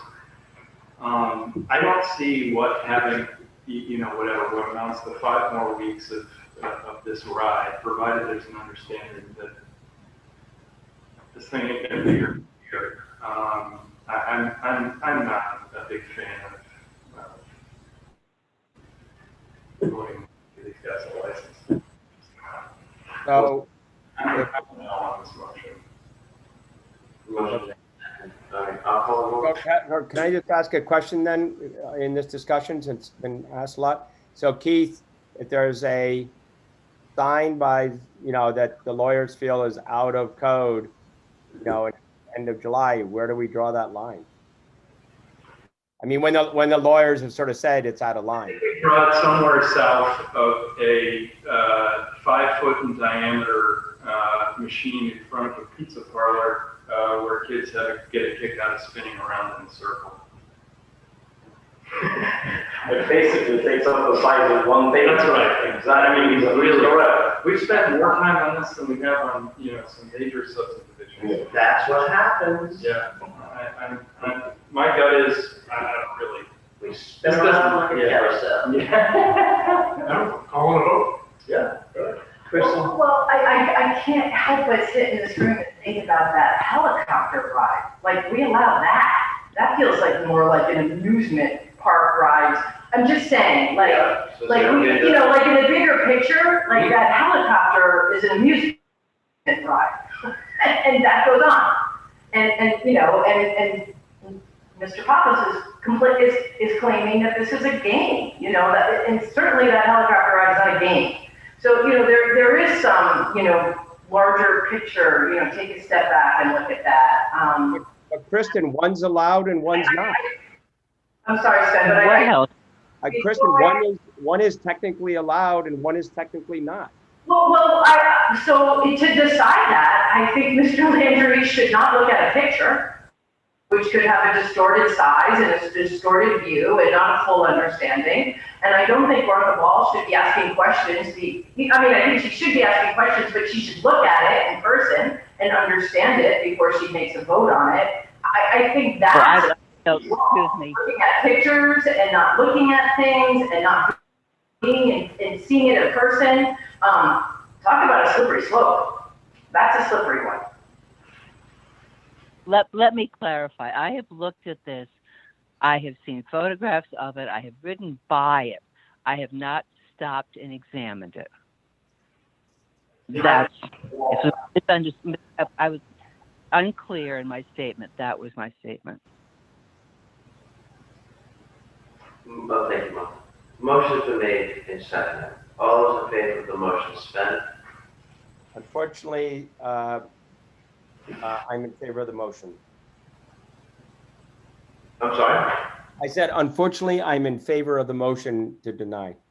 Okay, thank you. No. Mark? Aye. You're in favor of the motion. Mostly Martha? I'm not convinced it's an amusement ride. No. No. Motion carries. The motion fails. The motion fails from 3 to 2. Vote of 3 to 2. I will make a motion. No, anyway. Motion fails 2 to 3. What? 2 in favor, 3 against. 3 against the motion. Right. So the motion fails. Yeah. His motion fails. 2 to 3. He said it fails 3 to 2. Okay. It's late. We're talking. We go around circles here. I got the trip. No. Andre, before we move on, can we get a sunset date on this for Mr. Papa and get this straightened out before these things come up for renewal again and get better clarifications on what qualifies? What? Wait around on the road and see what we can do with this. Most certainly. So do we want to table this? Or we were taking a vote on it, we can't table it? I don't know, how does that work? How does this work? Can you issue can you vote or make the motion to have the license for X months? Well, that's amending his application, isn't it? Oh, okay, you're right, That's both. Well, yeah, we can do that. We could do that. I mean, I'm just saying, that's a sunset clause. Or we just make a motion to approve the gaming license. I'm gonna make a motion to approve the gaming license. Yeah, that's not this way. You know, for Aldo's, just trying to get my face. I'll make a motion to approve the gaming license for Aldo's Bakery, 130 Chapel Street, Block Island, for the Valley's Horse Carousel. Second by Keith. All those in favor? Mark? No. Yes, Martha? Did you have a sunset date in that? I did not have a sunset date on that. Would you like to add one? Would you like to amend the motion? Tell one business, at the end of business, if they don't have a definitive date yet. Sorry? I can't. I didn't hear you. I didn't hear you, Martha. When do they plan on opening? Good. When are you closing? Columbus. Will those gaming licenses expire on Columbus Day? I don't know if they go year to year, I'm not sure. Oh, if I could just point out under section 8-18, any license that's issued under this section is for 1 year, expires on June 30th. You understand what we're saying? I understand what you're saying. We want to give it for Columbus Day and then we can Columbus discuss Day it. comes, the carousel sales, the Deep Blue Sea. I'll amend the motion to, well, just stick with your motion. okay. All those in favor? Mark and Sven? Were you asking Martha or me? I already got Mark's. I'm asking you. I'm not in favor. Okay, thank you. Martha? Aye. I guess. I'm not sure I'm voting. Thank you, Well, Martha. okay, this is to grant the license until when? Well, it's good for a year until June 3rd. According to section 80, according to section 18 of the zoning ordinances, these gaming licenses expire June 30th.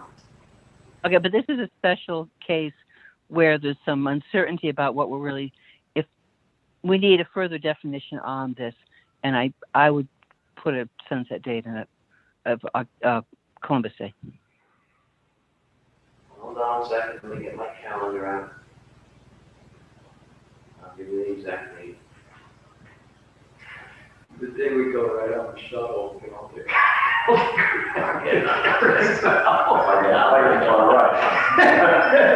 Obviously, Mark, only 60 pounds. I weigh too much. You can't go So on. do I. Especially me and my,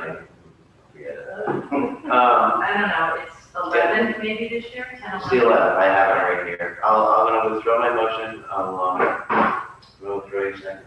I withdraw my second. Thank you. I'll make a motion to grant, Aldo's Bakery a gaming license for, Falcon's Horse Carousel, to expire on Columbus Day, which would be October 11th, 2021. Don't call it a carousel because that flies right in the zoning ordinance. I gotta follow that one. Okay. Thank you. All those in favor? That's what the application says. All those in favor, Martha? Aye. Mark? No. Out in favor, Keith? Yes. Sven? No, it's labeled a carousel. Okay, the motion carries 3-2. To grant the gaming license. Thank you, I appreciate it. And Mr. Papa, please don't think that any negatives were anything about you or business. It was all about zoning. Be personal. And thanks for staying so long. Thank you guys, I appreciate it. But he does want you to come for a ride, Sven. Yes, I did, come down, have a coffee. Take it easy, guys. In the shuttle, we're gonna go for a ride on the, In the shop. We'll put it on. I'm not getting on that thing. You are taking it to the. Pretty much out there. wear a helmet and closed-toed shoes. All right. I'm not sure what Can we delay on the minutes? I have minutes, June 24th. I will, hold on. Right here. I can't. I make a motion to approve the minutes of June 24th. Second by Mark. Any comments? Hearing none. All those in favor, Martha? Aye. Keith? Yes. Lauren? Yes. Sven? Aye. All in favor, motion carries 5-0. Make a motion to approve the minutes of July 6th, 2021. Second. Seconded by Mark. Any comments? Hearing none. All those in favor? Keith? Yes. Mark? Aye. Sven? Aye. Martha? Thank you. Was I at that meeting? I'm sorry. I'm sorry, I'm gonna stay if I wasn't going. I had those meetings right in front of me a minute ago. You were indeed at that one. I was at that one. Okay, I'm in favor then, motion carried 5-0. Motion being ordered to, approve the minutes of July 12th open session 2021. Seven. One correction, it states that I was absent there and I wasn't. And I believe Councilor Ball was here too. I was. And it states that she was absent. Andre was Where are up. we? You were chief, you were there. And, getting a little muffled, what did you say? I just said Andre was not there and Mark and Martha were. Yeah, correct. So make those amendments. I'm gonna abstain from this vote. All those in favor? Keith? Yes. Mark? Aye. Martha? Aye. Ben? Aye. I'm abstaining, so I was absent. There's closed session minutes for July 12th. Has anybody seen those? No. No? Okay. You have them? Yeah. Yeah? Keith, you have July 12th closed? Open and close. Want to hold off on that? Sven, you want to hold off on those? If you don't mind, just for the next meeting on the closed session, I just don't have them with me, sorry. All right, we'll hold off on July 12th closed session meetings. Meeting minutes. Receive an act on Miles Unlimited et al. Versus Town of New Shawn et al. Rhode Island Civil number 95-CV-326B, and civil number 195-CV 356-JRM, including discussion of consent agreement as amended and including the consequences of expiration and mechanisms for renegotiation. This item may be discussed in closed session pursuant to Rhode Island General Law 42465A2, sessions pertaining to collective bargaining or litigation, or work sessions pertaining to collective bargaining or litigation. Kathy, closed session? Yes, I can, though, say publicly that the attorney for the interlocal trust did file an appeal with the Supreme Court with respect to the preliminary injunction. At this point, the record will be transmitted to the court. The stenographer will need to prepare it, and the court will prepare a briefing schedule. So, and that's what I can announce in open session. Okay, thank you. I'll make a motion to go into closed session on both of these if you deem number 3, property negotiations. This discussion may be held in executive session pursuant to Rhode Island General Law 4246585. Any discussion or consideration related to the acquisition or lease of real property for public purposes or of the disposition of publicly held property where an advance public information will be detrimental to the interests of the public. And Rhode Island General Laws 4246-5A7A matter related to the question of the investment of public funds, whether premature disclosure would adversely affect the public interest. Public funds shall include any investment plan or matter related thereto, including but not limited to state lottery plans for new promotions. Anything to say before we go into closed session on that one? No, not at this point. Okay, thank you. I'll make a motion to go into closed session on items 12 and 13. Is that what it is? I'm kind of here. 15 and 16. 15 and 16. Clerk basically got this covered. My fault. Make a motion to go into closed session on items 15 and 16. Second by Mark. All those in favor?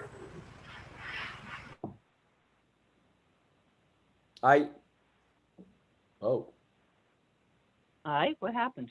what happened? Did Andre pull the cord? I think so. I can still hear you. I can, yeah, but I don't think we're connected to. We're the- all out, everybody outside the town hall can hear. Keisha, can you hear us?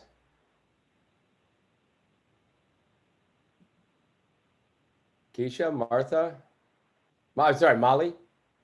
No, I'm here. I know you are, Martha. Chief Monahan's here. It's not Okay. cursed by the town. Yeah, I think it's disconnected. Yeah, I think they jumped to closed session. So maybe we should just call into the other number. Yep. Did the vote go through though? I don't know. Okay. Well, I think we'll just have to log it as 5-0 because I heard everybody say aye, so. I heard everybody say aye too, sure. All right, well then let's go hang up and go into closed.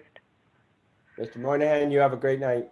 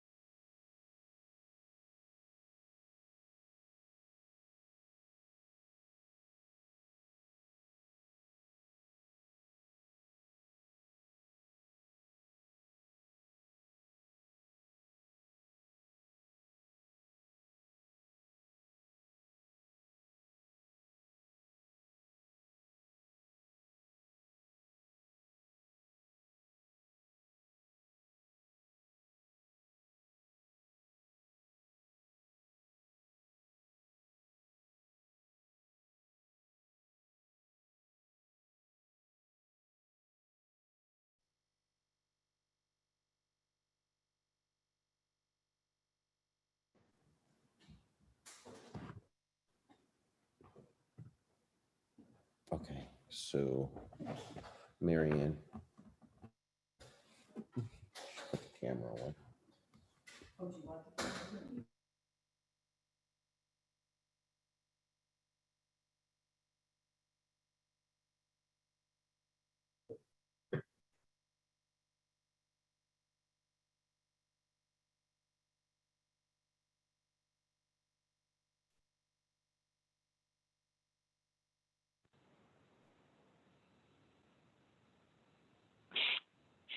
Am I really unmuted?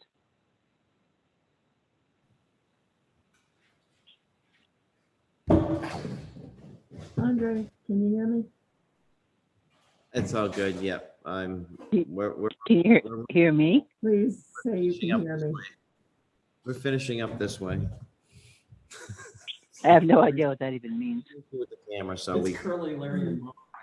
we threw it. Oh God, I'm glad I didn't go out tonight. My Lord. I was gonna bail on this meeting. I forgot there were closed session items. We had an issue with the camera. It's out in the swamp, so we're gonna finish this way. Do we have everybody? Is Sven here? Sven's in Providence, isn't he? Or Boston? Where the heck? Where is Sven? Is he coming back? I think so. I thought so. I don't know. I don't know what I lucky I know what I'm doing.